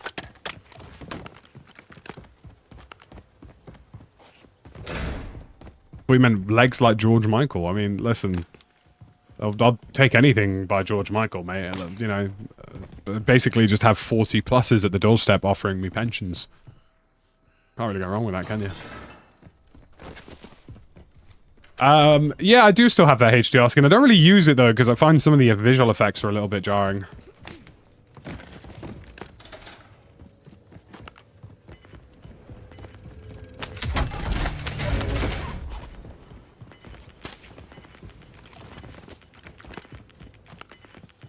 Gas is closing in. Relocating safe zone. You're not alone on that front, Eldon. Gulag's closed until further notice. I know some people who haven't played it in months, but, you know, we're all waiting for October, aren't we? Expect resistance. Enemy UAV overhead. Also, I will say that Last Christmas is inadvertently actually my favorite Christmas song. Mariah Carey can go do one.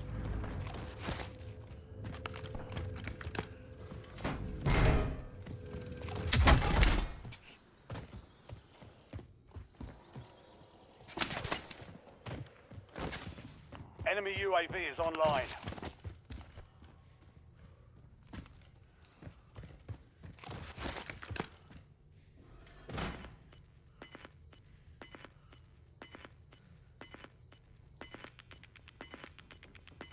Oh. You're losing ground. Move it.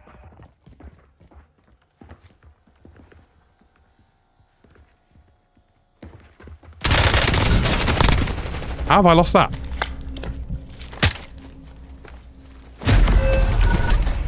How? 5 remain. Valiant effort.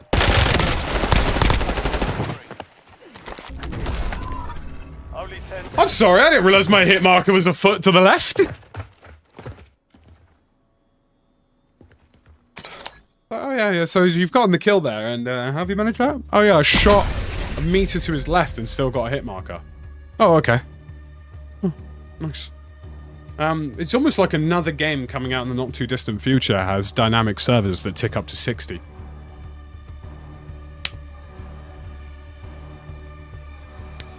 Maybe that's what I've heard online. Bastards. Right, let's get down to the important stuff. All right, guys. Like, we've been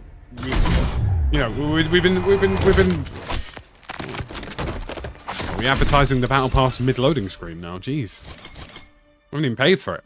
Leave me alone.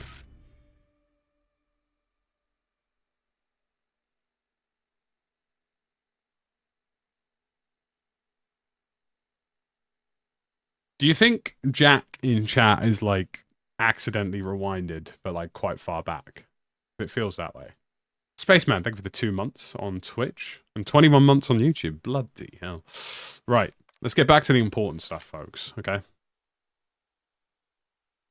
This is what we're really here for. It finished with a bone, really, and really that's the best way to do it.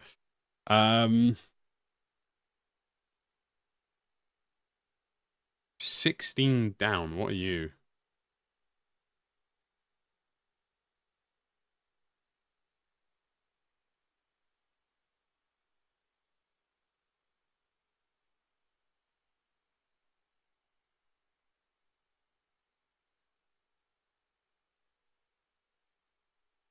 That'd be an alarm.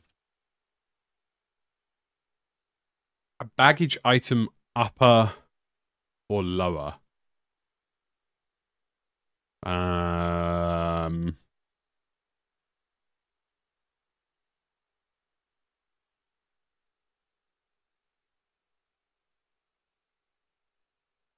A case? I'd assume.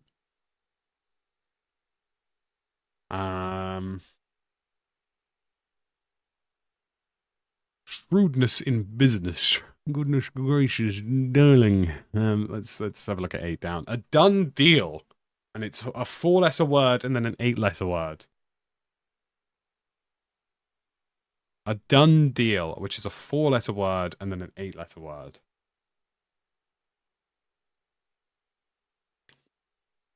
And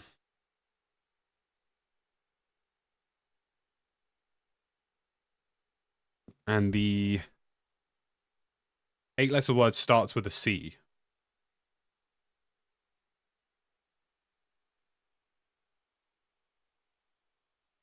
Now, this is content, truly.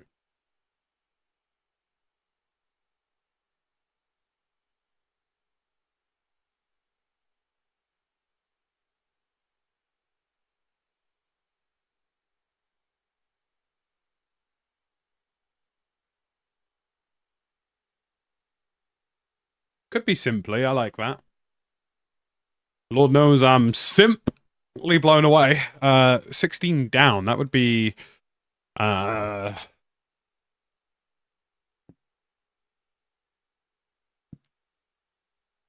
every day. Every day.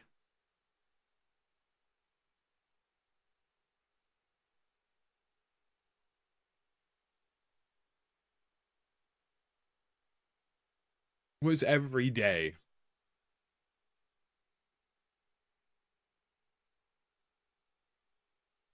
High KD crosswords, I know, right? What do we think is every day?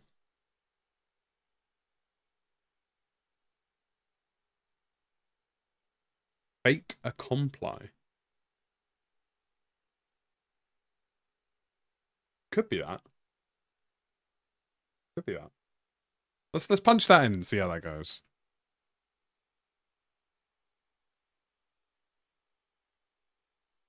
Could be wrong, could be right, but we'll give it a try.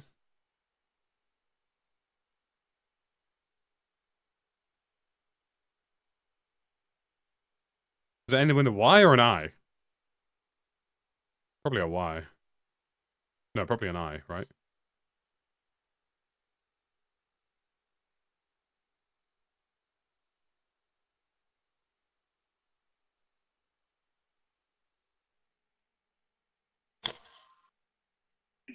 In.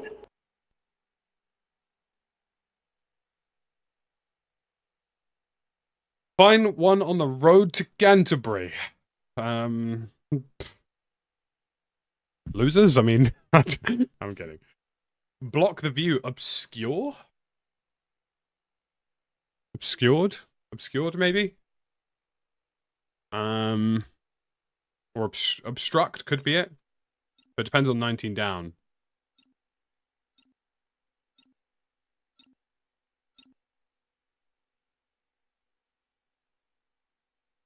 State that is either liquid or gas.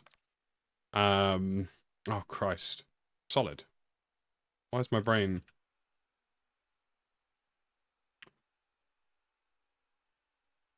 Why is my brain so stupid? I have a fucking master's degree. What is wrong with me? What is 11 across? High time?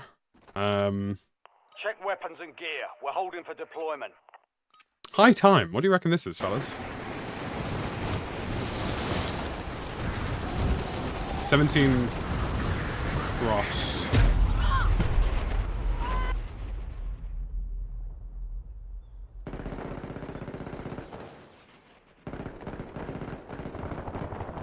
We're going with Pilgrim, yeah?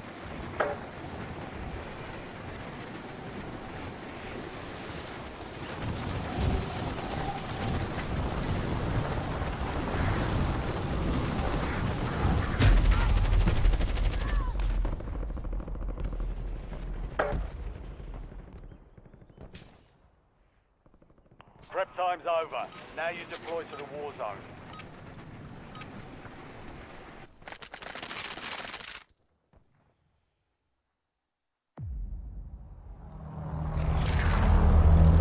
Sign of sorrow.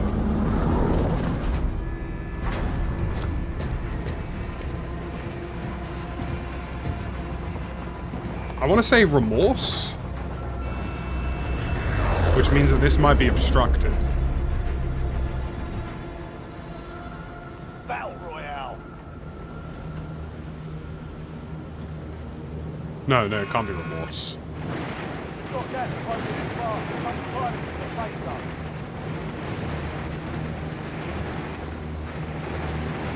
So that's not no.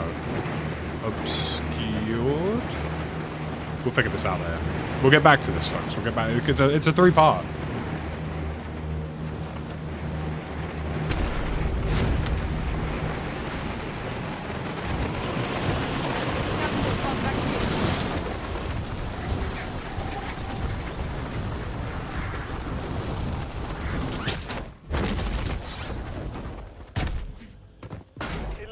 People are getting dumber. That's why I refuse to be one of them. That's why I read books and, like, go outside and touch grass and, like, don't do stupid shit. It feels like it's remorse. I feel like it's got to be remorse, right? Which means something's wrong. We'll figure it out. That's going to be on my mind more than this game, really, but... I'm just a man and his crossword.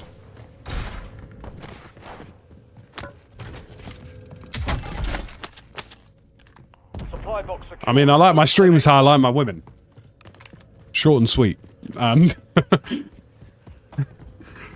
to do 3 hours of Warzone and leave. Fisher, thank you for the $5. Appreciate you. Less COD, more crossword. Nice.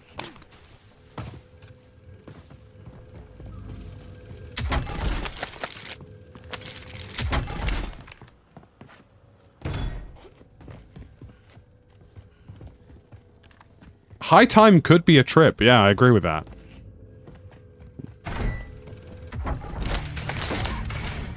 Two supply boxes down. One to go.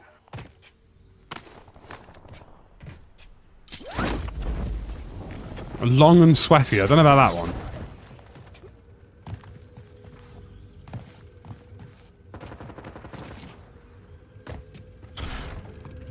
World Series of Crosswords, yeah. I'll get accused of cheating in that too, to be fair. It'd only be right. I mean, that being said, you know, if a popular streamer can cheat in chess, really a crossword's not far away.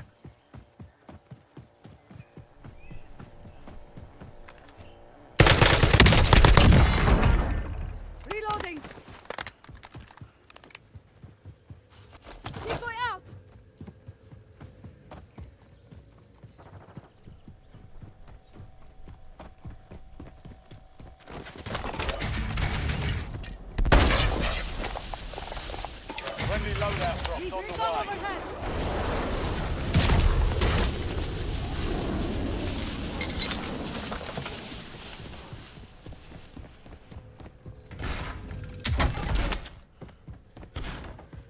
I'll have you know I'm a Google Gemini user, Patrick, more than ChatGPT, but... Speaking of which, I gotta tell you folks, I've done the whole iPhone business now, and I will swiftly be returning to a Google Pixel soon. Not like immediately soon, like it's not terrible enough that I feel the need to like instantly drop back, but like, Gas moving in. my god, am I definitely going back when the Google Pixel 11s come out. Changing mags.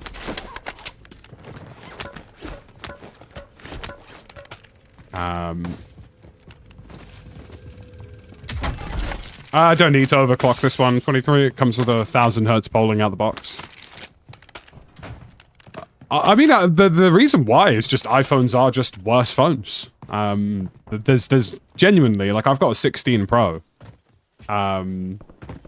Which is like, you know, ideally, other than the Max, if you want a big screen, it's basically the best you can get. And it sucks. There's no way around it. It's less responsive. The photos are definitely worse than a Google Pixel Pro. Like the low light photos, especially, and motion photos, terrible. Siri is basically completely useless. Like, it's basically just a glorified reminder. Like, I'm happy enough with it that I don't feel like an immediate urge to leave. Do you know what I mean? Like, you know, the videos, the photos are still good. AirDrop is really helpful for when I'm using my MacBook and stuff. So, like, it's not like terrible. There are some things it does better in terms of notification handling and stuff, but everything else is just worse. Like, responsiveness is the biggest one for me. Like, scrolling. Like, if you scroll through a Pixel, it's like instant fast. Like, everything is rapid. You scroll through an iPhone and it's like scrolling through mud. Like Google Gemini, I genuinely think Google Gemini is enough of a reason alone to just bin off an iPhone. It's just genuinely very useful AI on a day-to-day basis. I think that's what they've done really well with the Google Pixel, is that they found a way to make an AI integration that you would use on a day-to-day basis. Like, I stopped Googling things when I was using a Pixel. I just asked my phone. You know what I mean? Or I pointed my camera at something and it figured it out for me. And then that alone, that functionality not being there.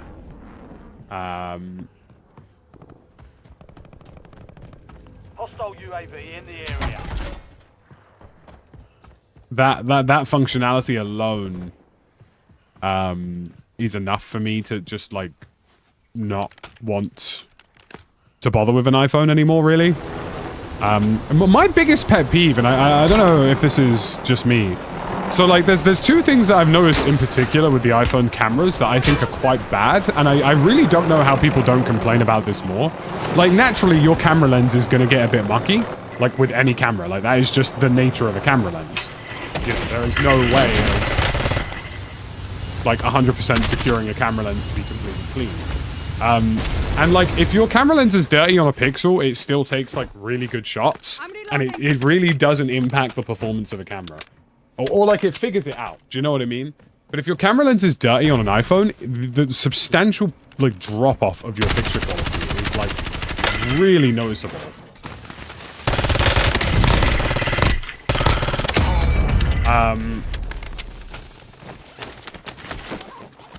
And low-light photos. Good God, low-light photos on an iPhone are horrid compared to a Pixel. Like, it's not even in the same ballpark, I would argue.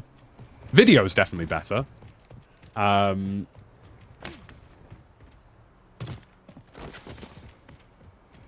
Also, shutter speed is worse on an iPhone, I would say.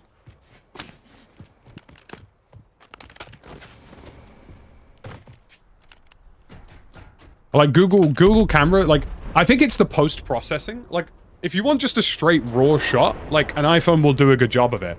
But, like, if you've taken a shot where maybe you were a little unstable, or the lens is a little bit dusty, or it's a little bit dark, like, things that will naturally occur in your day-to-day, right?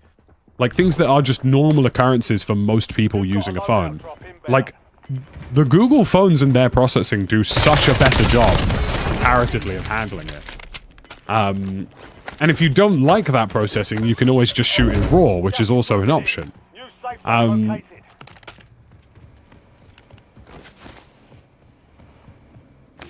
But yeah, I mean, Gemini alone is enough of a reason to leave. Like, I mean, I've installed Gemini on the iPhone. Thankfully, I have like a Gemini Pro plan still. But it's just better. Like, it's so much better in that regard. Like I say, the iPhone is good enough that I don't feel an instant urge to leave. Like, I don't feel like immediately like I'm gonna jump ship. It has to be right now, and it's terrible.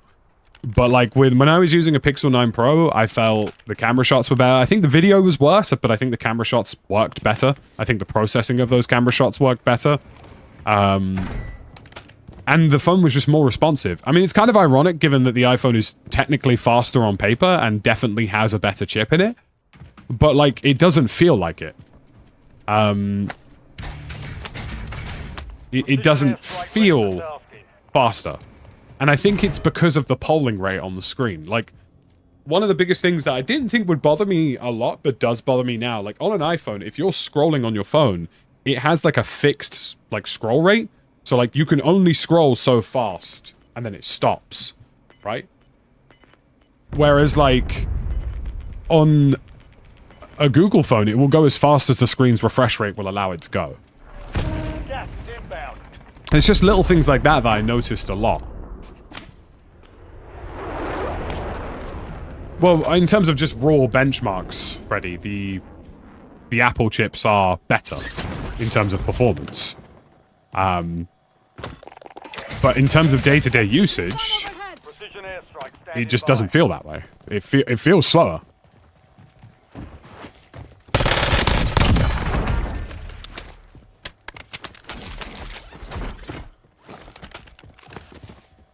So yeah, probably not this gen, because there probably won't be enough of a leap to justify it, but like, when the Pixel 11 Pros come out, I'll probably go for those. We're flying on fumes. UAV returning to tank. Once you've experienced a Pixel, John, you'll understand what I'm talking about. Like, just the raw, day-to-day operate. Like, switch it, like, other things that I find that are really annoying. So, like, I'm on the new iOS, right? Like, the latest build. Like 26 or whatever they're calling it, which is great. It's got like a unified crossover with the Mac OS now, and like that I love that stuff. I think that's great. But like if an app crashes, for example, you're basically just screwed. Like if it doesn't hard crash, and it gets stuck in like a situation where it has crashed, but like, it's not completely crashed, you're basically screwed. Like, it will just sit there. Like, I'll never forget, the other day I uploaded something on Instagram, and the upload failed, right? Because of something, whether it was a network thing, whatever. And then the app failed, right? Because it clearly hit some sort of critical bug. And it was only when I hard restarted my phone did it come back into frame. Like, you can't go into the settings and kill the app. Like, there's no process killing or anything like that. You basically just have to firm it until it decides to figure itself out. That was annoying. Because I could tell it had crashed. And there's a couple of other things that are just less intuitive. Like, you know, on a Google... Like, I scan a couple of documents from time to time. Like, if I get, like, a business letter through the mail. If I point my camera at a document on a Google Pixel, it instantly scans the document and asks me where I want to share it to. You have to open an entirely separate entity for that to work properly on Apple. I also think Face ID is garbage. I really don't like Face ID. It works better like 10 to 20% of the time, but it's genuinely just not worth not having a fingerprint sensor over. I would much prefer going back to having a fingerprint sensor. It's just more consistent. It works as fast. You know, there's a lot of reasons to prefer a fingerprint sensor.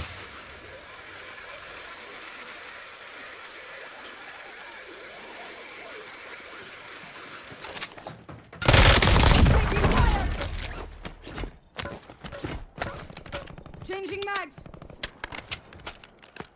Like I say, it's not enough of it. Like, I think until you've tried both, you won't realize how unintuitive an iPhone is until you've had both.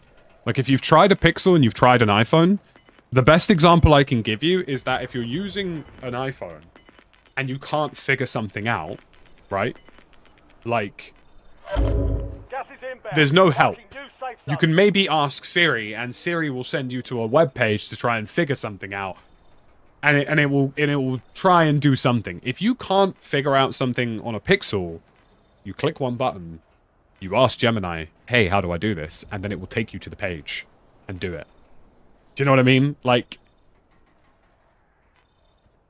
that still doesn't kill it though, Graham. If you swipe away the app, that doesn't actually kill the process tree. So if something's crashed in terms of caching, that doesn't kill the app. Like, what other examples? Like, I don't even know how to, it's difficult to describe until you've used it in your day-to-day, but like, once you've daily drived both, iPhones feel less intuitive than a Pixel. They feel less intelligent too. Like, like the best example I can give you is that if you're trying to get something done, a Google phone will suggest what you wanted before you realized you wanted it. An iPhone will have you scrolling through 6 different things to figure out a basic option.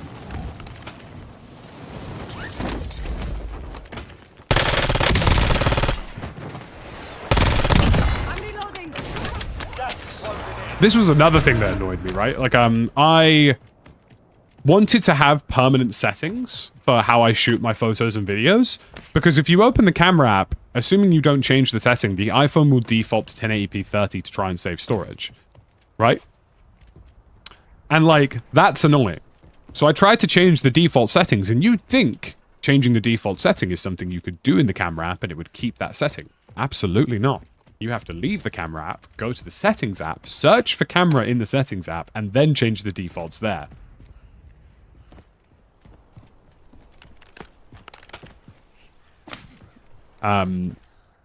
Stuff like that just, it blew my mind. I was like, how have you managed to make a UI system that's so counterintuitive and doesn't make any sense? So like I say, like at the end of the day, I think if you get an iPhone 16 Pro or you get like a 17 Pro, you'll probably be, to be fair, the base iPhone these days is actually a really solid phone. I think you'll be happy with it. But I think if you've tried both and you've daily drive both for a period of time, you will genuinely be astonished with how unintuitive an iPhone can be. Recon overhead. And I think that's what shocked me. Like, I was expecting an iPhone to, like, as obviously a consumer-grade phone, You're clear. to, like, just be fairly straightforward and, like, you know, if so many people are using these things, they must be super simple, right? Like, and in reality, I actually booted it up and I was like, half the stuff I've wanted to do has taken twice the time and made less sense on an iPhone. Returning to tank. Like that's what confused me. That's what surprised me the most. I'd assumed Priority task as the universal dominant phone in the US market, it would just be more intuitive. And it absolutely wasn't. It just absolutely wasn't. And I think for Gemini alone, like, I will 100% go back to buying a Pixel 11 Pro. And what really shocked me is, like, I know that the iPhone 16 Pro has a better chip. I know it's more performant. But because the refresh rate of the screen gets locked so frequently, and you're not allowed to scroll fast enough and stuff like that, it feels slower. That's what's really surprising. Like, in terms of opening apps, switching applications, doing basic tasks, like, I would argue that it feels about 30% slower than a Pixel.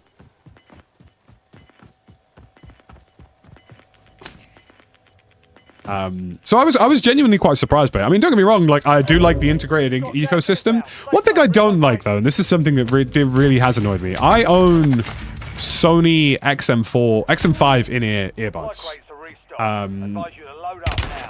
Taking fire. And I own those earbuds because they are just fantastic. I mean, don't get me wrong, I know the EarPod Pros have come a long way these days, but, like, you know, Sony in-ears, pretty unreal, right? And, like, if you open the earbuds near an Android phone, it automatically detects the earbuds, asks if you want to pair with them, and you get everything. Battery life, how much battery's in the left ear, how much battery's in the right ear, and all of that's just built into Android. You don't have to do anything else, right? You can even EQ it without having to download any third-party apps. If you want to know the battery life of your earbuds for a Sony earbud on an iPhone, it's not like if you scroll down on your Bluetooth devices, it doesn't tell you. Weapons hot. You have to open a third-party Sony app to get that information. And that's very basic information. Hostile UAV in the area. It's the same with my Garmin watch, right? Like my Garmin watch, if it was on Android, it would just tell me. You know? But it's not the same. Like if I scroll down a Bluetooth, like if I scroll down my Bluetooth widget on a Pixel, it'll be like, cool, your watch has this much battery, your earbuds have this much battery, they're both connected, job done. You do that on an iPhone, it's like, yeah, they're connected. What more information did you want? And I was like, sorry, well, I'm not going to buy a more inferior product because at the end of the day, the Sonys sound better than AirPods or AirPods or whatever the hell they call them. And I'm like, well, I'm not going to go out and buy those when they sound worse than what I already have. So yeah, I was just like, what? Like, what are we doing? I was like, and I'm not going to buy an Apple Watch because my Garmin's better. You know, like the Apple Watches, don't get me wrong, they're good at tracking and they're good at what they do, but they don't give me 16 days worth of battery and they don't handle fitness tracking nearly as well. So it's all just weird. I've all found it very odd. So like I was expecting it to be this sort of very seamless experience. I was expecting it to sort of work, and it works incredibly well with my MacBook. And I'll be perfectly frank with you, this here MacBook Pro that I've purchased is possibly the best bit of kit that I own in terms of video editing on the go. Like, there's not much better than this on the market right now, and I don't think there will be for a very, very long time.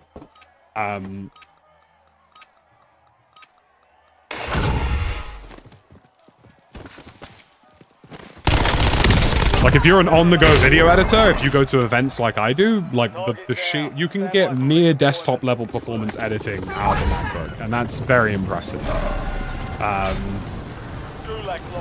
Which is why I thought, okay, well, I'll switch to the iPhone, get the integrated ecosystem, AirDrop will be super useful, stuff like that. And in reality, it has been useful, the integrated systems have been useful, but the phone experience is worse enough that once a good enough pixel swings around, I won't be staying.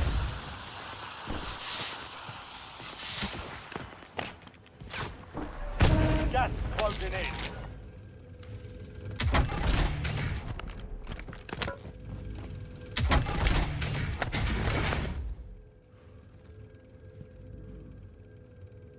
Like, and don't get me wrong, I wasn't expecting Siri to be anywhere near Gemini. I knew that was the case when switching over. Like, it does reminders and stuff. But it still doesn't even do basic stuff well. So, like,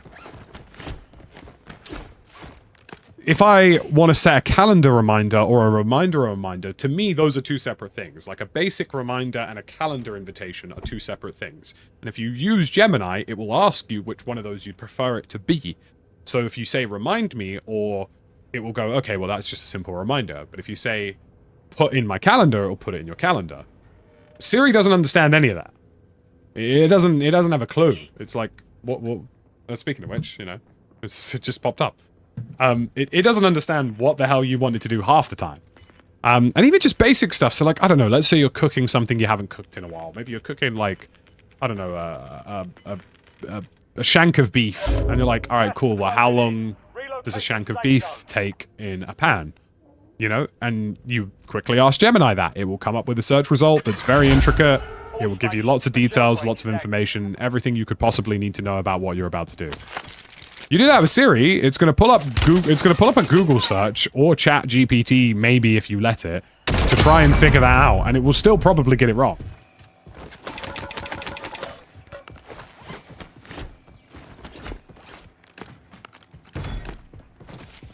Reloading.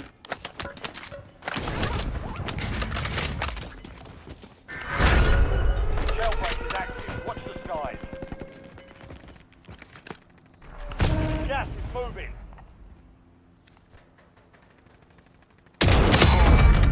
Enemy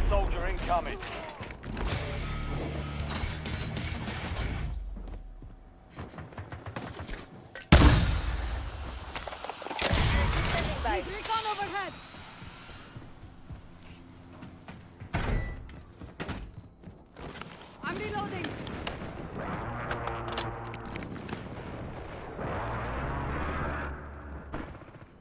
So yeah, it was quite a surprising jump.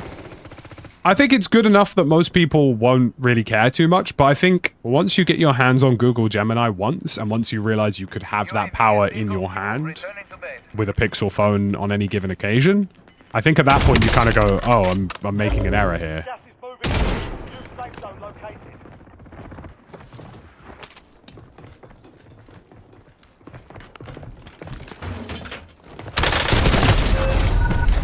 What the f- We're left. They hit us hard that time. Get back out there.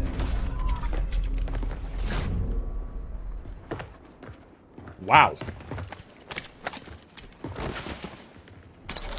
You're losing ground. Moving. So that's in the game.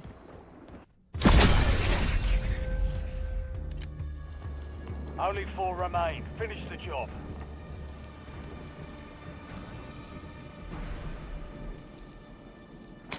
Switching mags.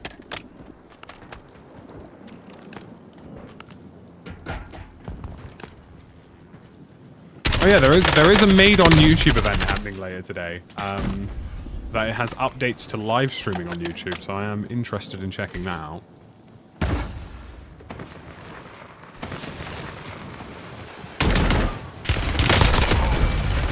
I mean, that's instant. That is positively instant. Right. I mean, I guess, folks, we're equipping a riveter. So quite impressive, COD, if I'm being perfectly frank, that we once again have a broken shotgun in the game. More impressive that it's once again a shotgun from a previous game that you don't even care about that much. So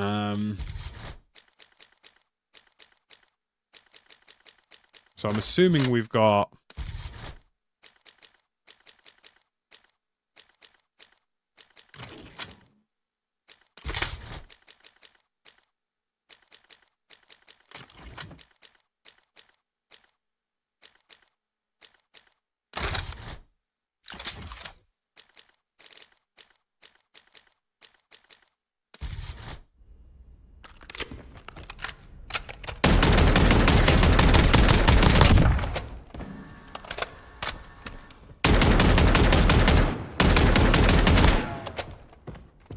That was a 2-shot kill. Yeah, 100%. It must be bugged. It must be a damage bug because it's not applying properly to the dogs.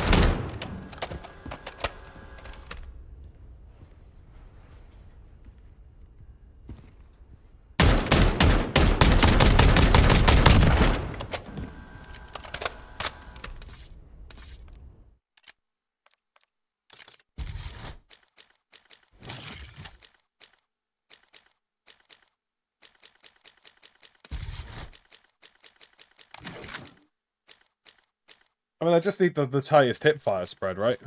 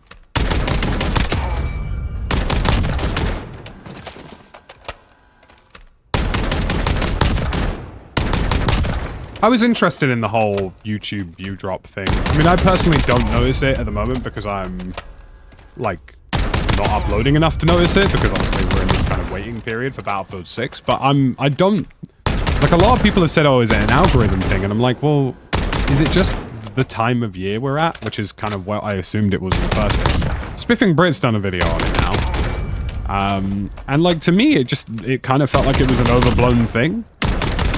Like, you don't really need to be a genius right now to know that search volume for YouTube right now is in the gutter. And it's in the gutter because there's just nothing people are searching for. Especially in gaming. Like, in the gaming space, good God, everything's dead. Like, no one, like, I mean, Warzone's at what, 20k viewers on Twitch in the evening now? That's like a historic low for them. Like, until Battlefield 6 and Arc Raiders comes out, there is absolutely nothing in the YouTube space that people are looking for. Maybe Borderlands 4 is going to have some content for it that people are interested in. Maybe Dying Light, but those are like month-long games at best. Fortnite, Siege, all of that's kind of fallen off a cliff at the minute, so I'm really not shocked by any of it.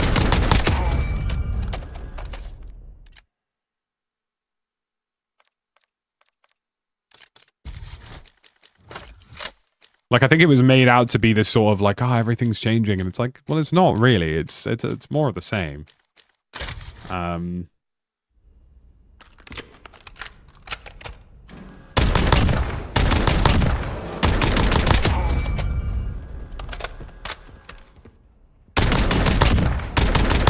And like, revenues basically remain the same for all of these accounts anyway, so like, it probably just doesn't matter that much.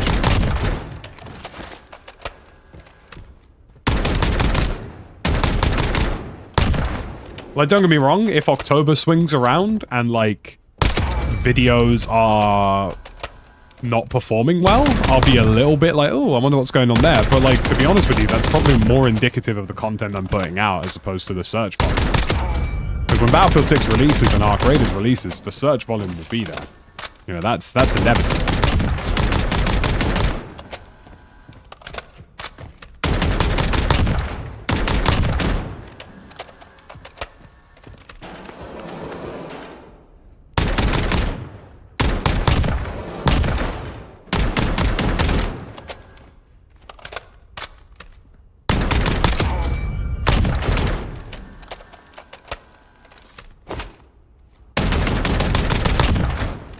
I think we've got everything we need on this.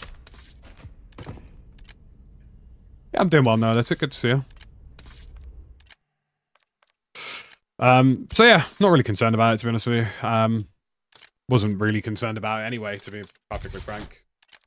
I think YouTube's changed a lot over the last couple of years. People are demanding longer, better put together content. And I think the gaming space in particular is going to struggle a little bit with that. I think the gaming space for YouTube is like, you know, people are looking for longer, better, longer form watches, and I think you need essentially the majority of your upgrades now, uploads on YouTube now have to be evergreen content. And if you're not posting evergreen videos, you may as well not post at all. Don't get me wrong, there's still some in-between content that you can put out, like especially for like what we do, like Battlefield news-related things and like settings videos and stuff like that. Those are all still applicable, but like overarchingly, there needs to be story, there needs to be plot. You know, what people are expecting from a video now has changed a lot. IRL content and like real-life content and people who are doing travel blogs and stories and interesting stuff, that's all doing very, very well, and it's going to carry on doing very, very well. I don't see that changing anytime soon. Right, let's get back to business.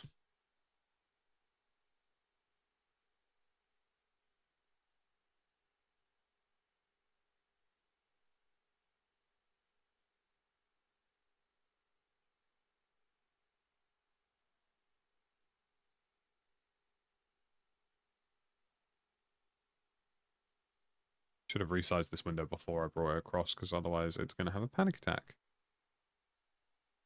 Right, where were we? 24 across, self-determination. Self-determination.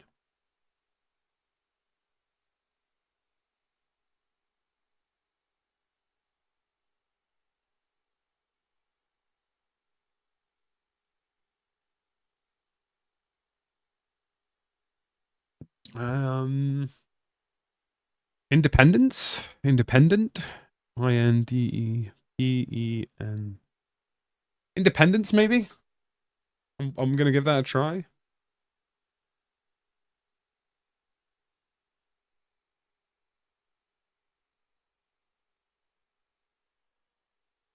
Yeah, we agreed that 11 across was trip, didn't we? So this would be...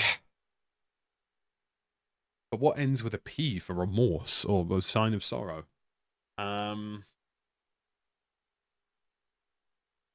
13 down is proving to be quite problematic.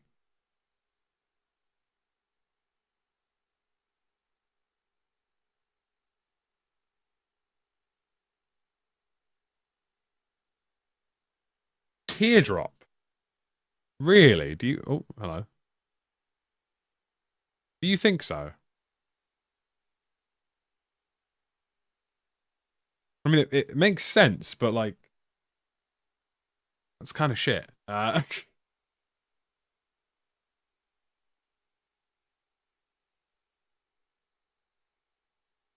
Shrewdness in business, 17 down. Let's have a look.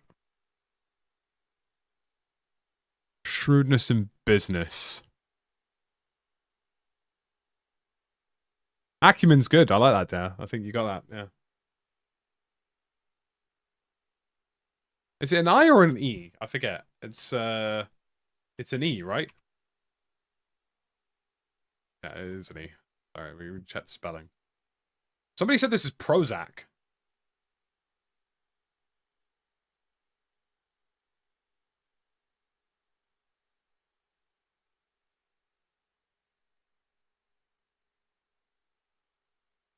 Should we check all?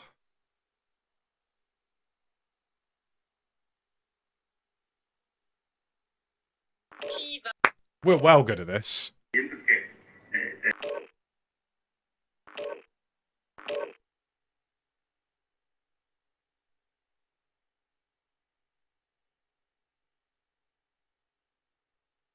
Guys, we're some smart bastards. Did you know that? We're very intelligent folks.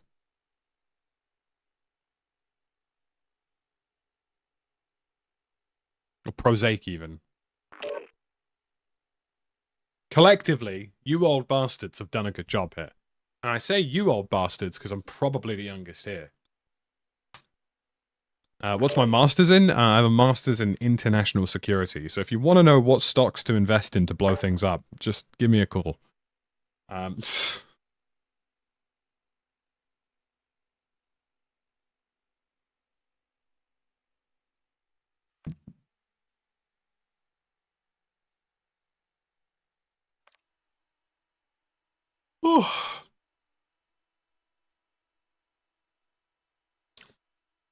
50 in 3 weeks. I mean, I turned 27 recently.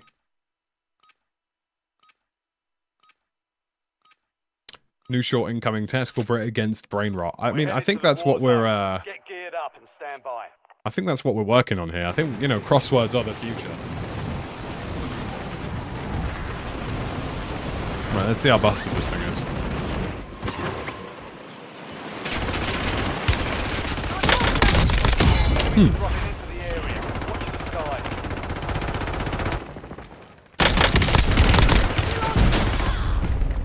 I think... Now, I might be wrong, folks, but I think it's busted.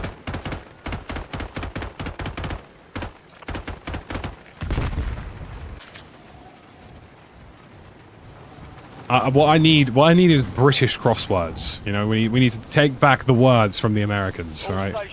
Because the second I hear diaper or something like that, I'm going to lose full.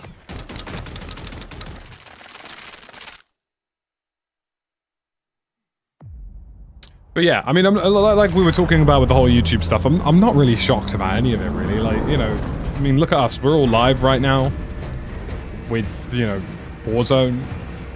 Some of us are pulling in a few hundred, 500, 800. Benny's only on 600. He's been live for like 4 hours. Like, it's just because no one cares, right? Like, how many of you guys have played Warzone in the last month in chat? How many of you give a shit about Warzone right now? None of you. Literally none. And that's fine. This is where we're at. The only reason I'm keeping these live streams rolling regularly is because I've got nothing better to do, and that's how I fill up my time. Plus, you know, I need to not be unemployed. I do like having money. Become a member today.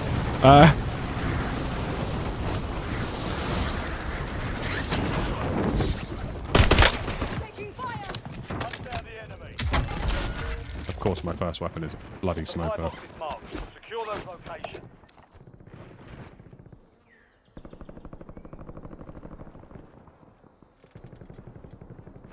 Battlefield 6 is our time to shine, folks.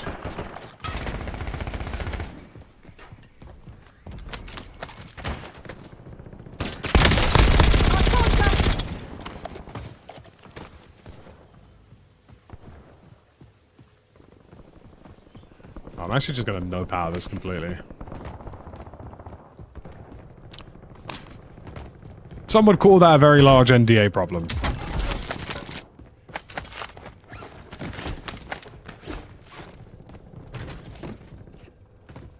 I do find it a bit tricky with some companies where it's like, okay, you're under NDA for something, but also it's completely leaked online and everybody's seen it. So you're still not allowed to talk about it. Alright, cool.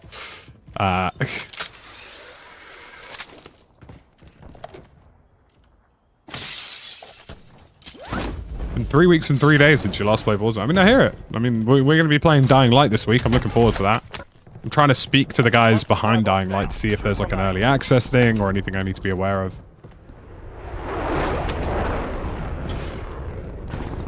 I think it's safe to say Warzone has ran its course, and that's okay. Because there's a new Battle Royale coming out that we're all very excited for. And honestly, even if it's a little bit arse, at least it will have destruction.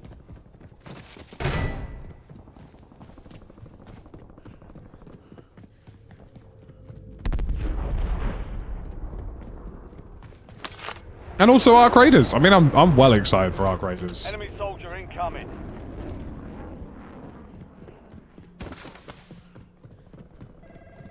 Well, we're getting to that, Defender. Don't you worry. That's all being worked on as we speak.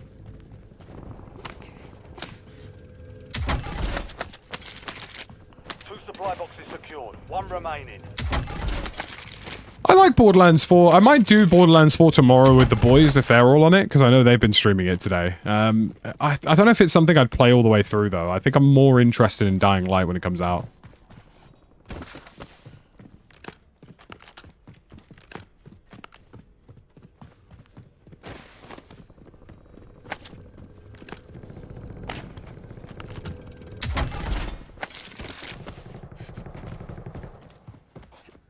We might give Borderlands 4 a run out tomorrow with the boys if they're all up for it again, but it's one of those things where it's like I'm not too fussed about it, but like I don't mind playing it, but it's like when Dying Light comes out, that's the game I want to play through, and they've weirdly been put out quite tightly together. All supply boxes secure. Contract complete.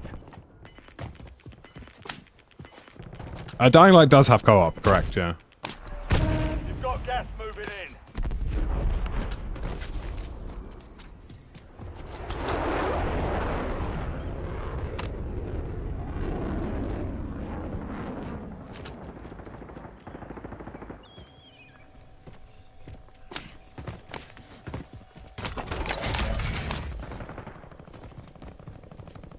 I haven't tried that at all, Defender. Loadout drop headed your way. I mean, I have a be right back screen, or at least it's coming. I have a full graphics overhaul coming fairly soon, including something I think you'll quite like. Entire screen alerts for very impressive alerts, like large gifted member subs. So I'm looking forward to that. That's going to be fun. Little visual upgrade going into Battlefield 6 and Arc Raiders.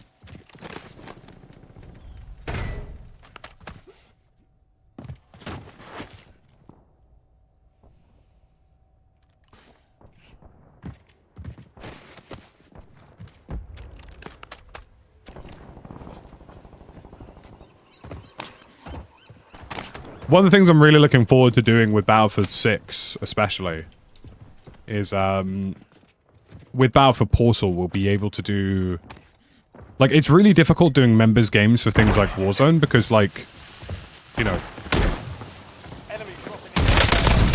fortunately the downside for Warzone... Good God, that's terrible. I'm reloading. So the downside for Warzone is that it's an absolute nightmare putting together custom games without problems. Battlefield Portal means that we're going to be able to put together custom experiences as much as we want and manage it incredibly easily. So I'm really looking forward to members games with Battlefield Portal and putting together custom. This guy honestly, why are solos players creatures? Can one of the alerts be Stod eating a chicken over a sink with a green screen behind him? I mean, it could be. Maybe we'll, you know, the next time me and Stod are in front of a green screen, which we actually might be fairly soon now that I think about that. We'll have to have a think about that. Fight for your life. Almost your turn, soldier. Stand by. Yeah, being able to host custom events and have like custom members experiences are going to be really, really cool. And I'm actually really looking forward to that. And being able to host our own servers that you guys can join is also going to be a lot of fun. So that's very much in, like I say, we are doing a subathon for the release of Battlefield 6. That is very much in the plans for the subathon, don't you worry. We will be doing members nights here on the channel again. They are coming back. I know it's something that we've wanted to do for a while, but there has been no passion, no mindset. Unfortunately, COD has just been kind of in the gutter. So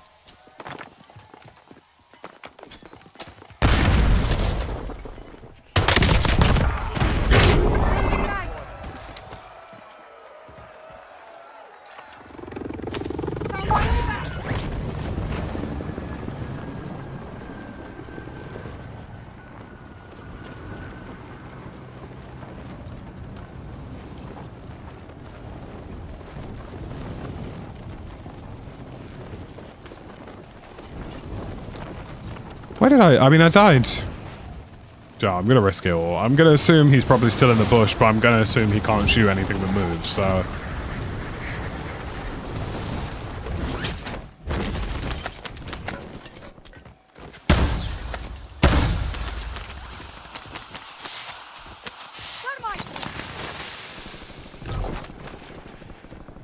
Friendly loadout drops on the way. Enemy UAV is online.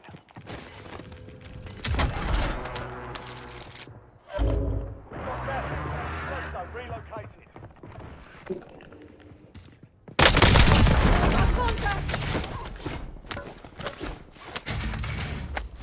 I mean, he absolutely hates that. Reloading.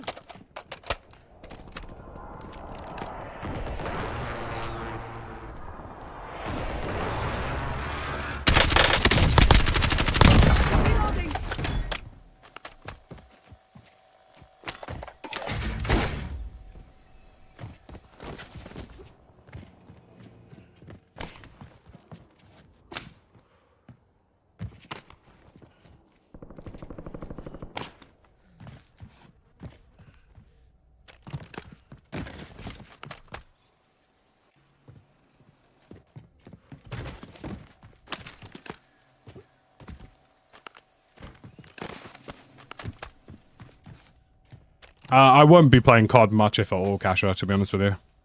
I'm actually not even planning to split my time between COD and Battlefield. I'm just planning to split my time between Battlefield and Arc Raiders.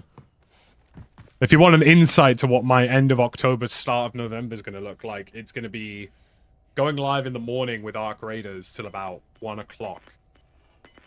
Finishing about 1, going to the gym, then going live with Battlefield from about 3 till the evening. Finishing that, then making videos. So much so that I know I'm going to be so busy during that period of time. I have already pre-ordered meal prep to be delivered to my house for that period of time because I won't have time to cook.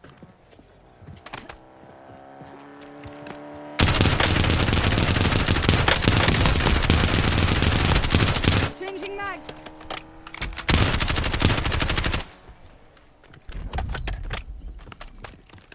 I'll do a little bit of Black Ops 7 when it releases. I'll give it a try. We'll probably do a little bit of the zombies. We'll probably do the beta a little bit as well. But other than that, like, I just don't care. Like, I think COD bombs this year, sadly. Like, it will probably do okay for its release month, but Enemy armed with a hand cannon in the AO. other than that, I just don't see it. Enemy unit with a hand cannon in the immediate area. I'm reloading.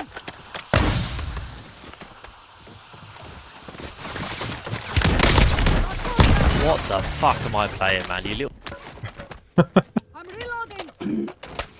Sounds like me for real.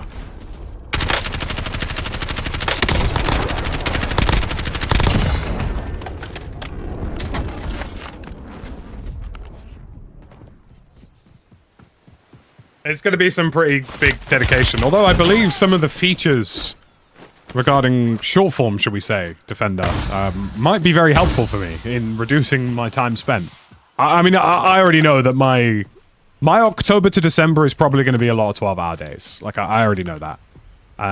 So from October 10th till, like, the end of October, I will be able to do, like, live from sort of 8, 9 o'clock in the morning till about 2, 3 o'clock, then make my videos in short form, and then job done.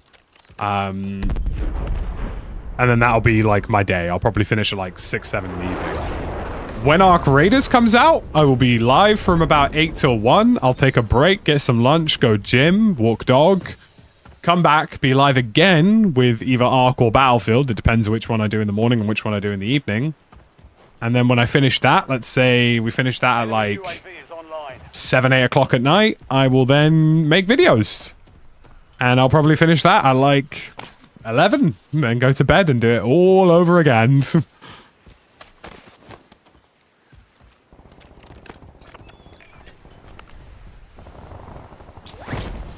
I can't download the clips you guys have done yet, Spaceman. They are very helpful, though, because I just basically create an OBS browser source that records them for me. But, yeah, like, there's hopefully some stuff in the pipeline with YouTube on making that simpler. So, short form is going to be less of an issue. Like, getting a daily short former out with you guys who have been really helpful with the clipping makes my life a lot easier. Like, getting shorts out, not a problem. I was saying there might be some announcement stuff today, hopefully, that can make my short form life or live streaming life easier. That's the word I've heard, potentially. Who knows? I'll have to wait and watch and find out myself. 21 months of technology. But yeah, I'm very much aware that from October to basically Christmas, I will not have a life. I will probably take Sundays off, and that's about it.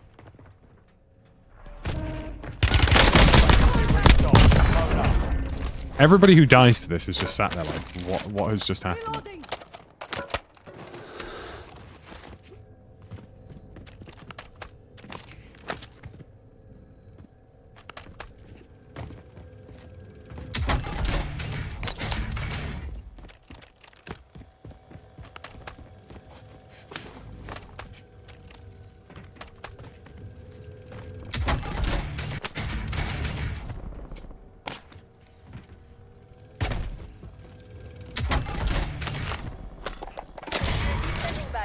What time is that event tonight, by the way, Defender?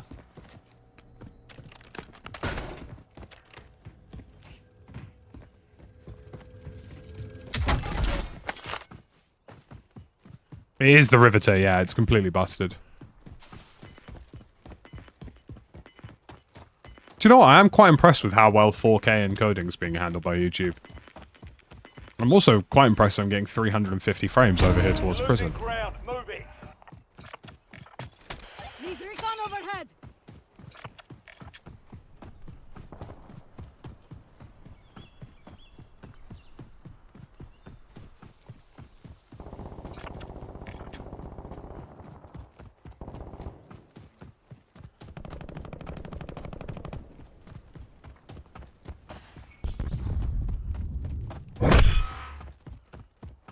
You're being tracked by an enemy squad. Evade and survive.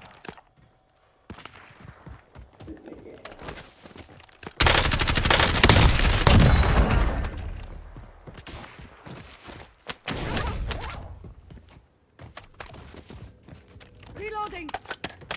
5 p.m. CEST, which would be probably 5 o'clock for us. No, AM Pacific. 8 a.m. Pacific would be 5 p.m. for us.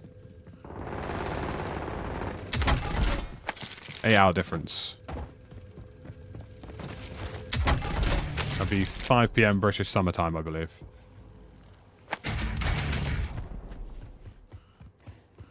Yeah, moving to AMD's been better. Everything's more stable, Tudor. Like, the bleeding edge performance is better, but more importantly, everything is more stable, even though you're doing bleeding edge performance, which just hasn't been the case on Intel.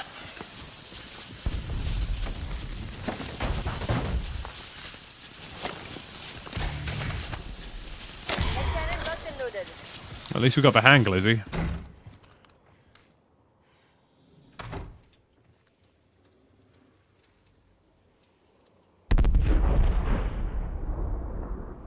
Ooh.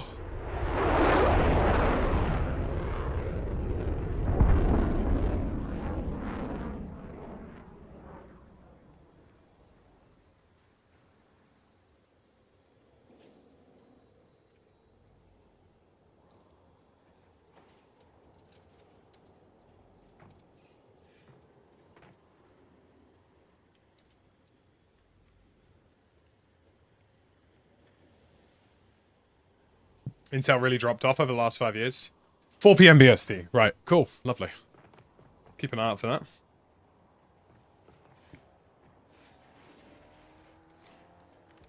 I mean, I still wouldn't get an AMD GPU, personally, just because NVIDIA just does everything better for what I need it to do.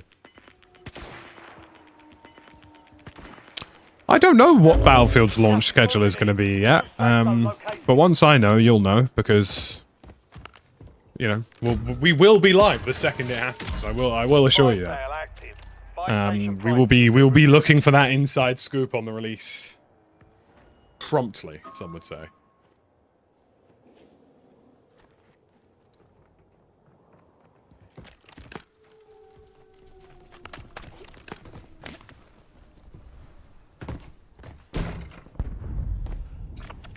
Enemy UAV is online.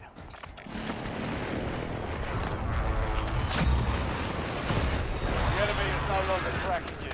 You lost them. Enemy deployed an advanced UAV.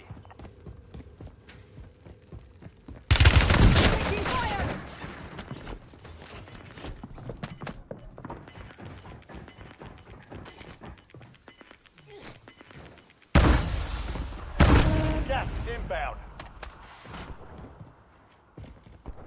Oh, guess I'm chilling here.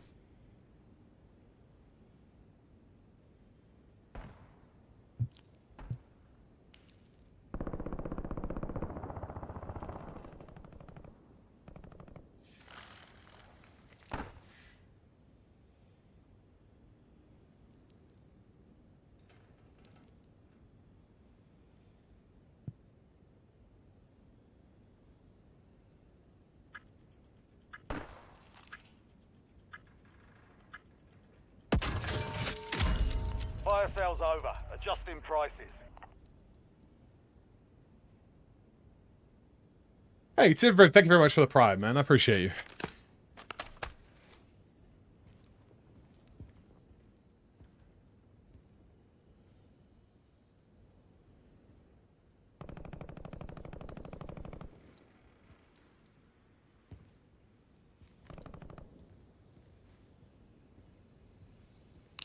When FIFA releases, we might do a stream or two on it just for a laugh, Joe.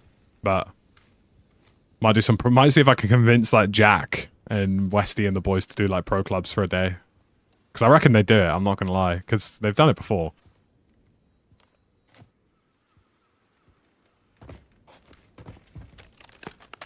I mean, we win this game with just a bit of patience here, really.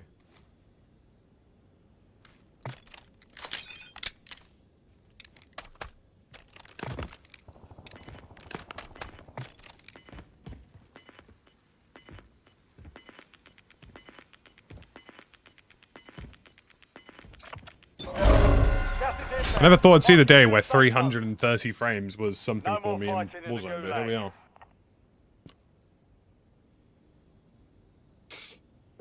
I honestly think maybe we do like a little pro club session at some point, just for a laugh. Like, I think it's something I can convince the fellas to Got do. a loadout drop inbound.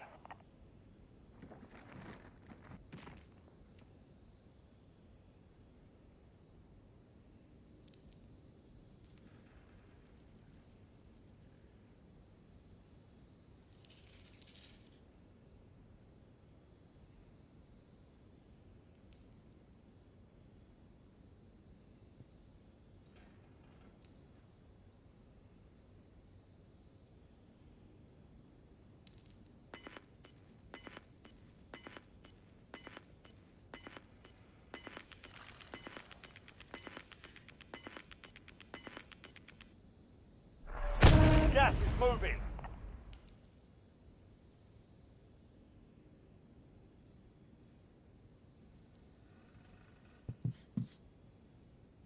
I mean, we're basically just camping here. Here's what it is.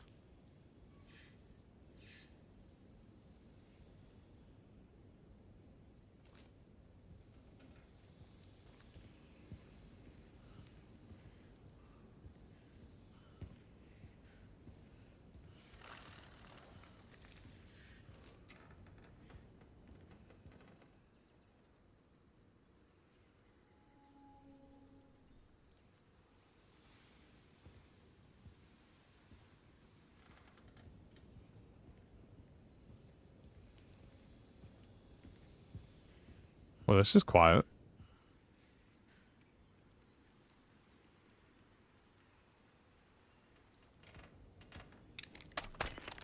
No one needs to move, so no one's going to.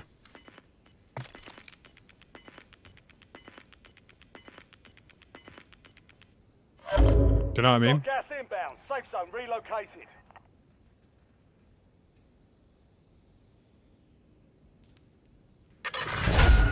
Be advised, jailbreak is imminent.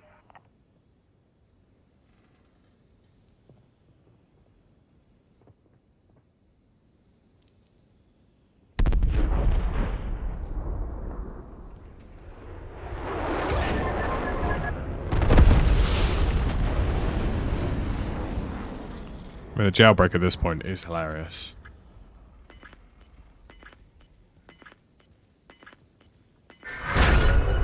Well, 3 to 4 under refresh for me, Tudor, would be 477, so...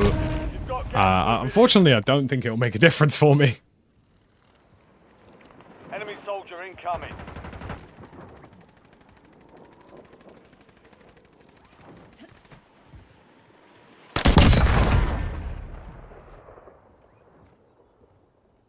I should probably feel bad about that, but I don't.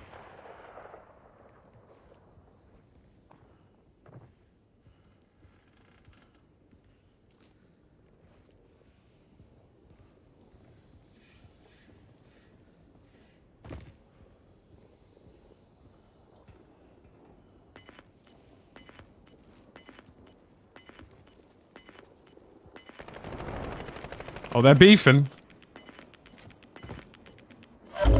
Gas is closing in. Get to the new safe zone. Moving to my mark.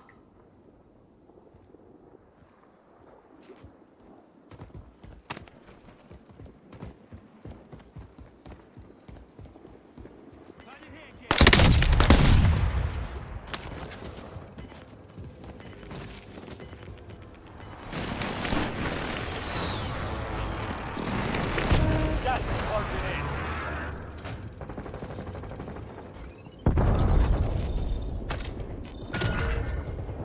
Bounty targets are up. Get after them.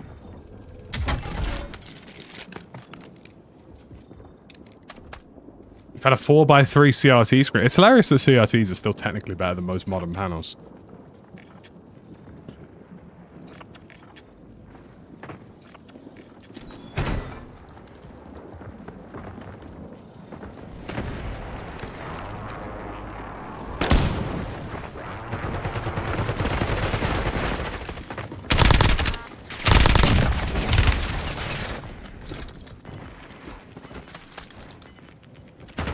Got 4 remaining. Stay sharp. Gas is closing in.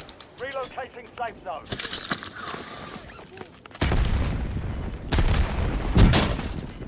Throwing smoke. Gas is moving.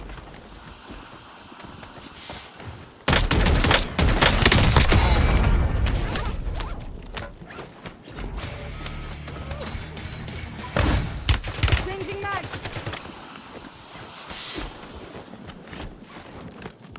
I'm reloading.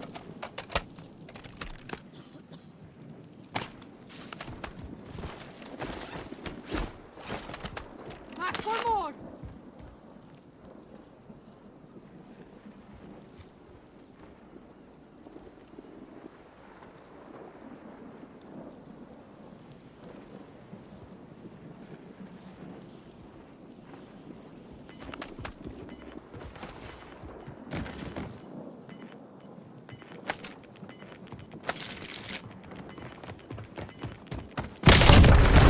Three, don't let up now. Gas is moving in. New safe zone located. Only two left. Enemy squads eliminated. Excellent work. Hooray! Taking fire.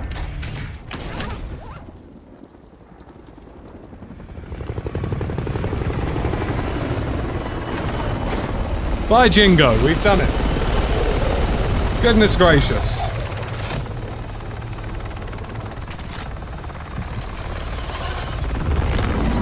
And all it took was an inherently broken shotgun.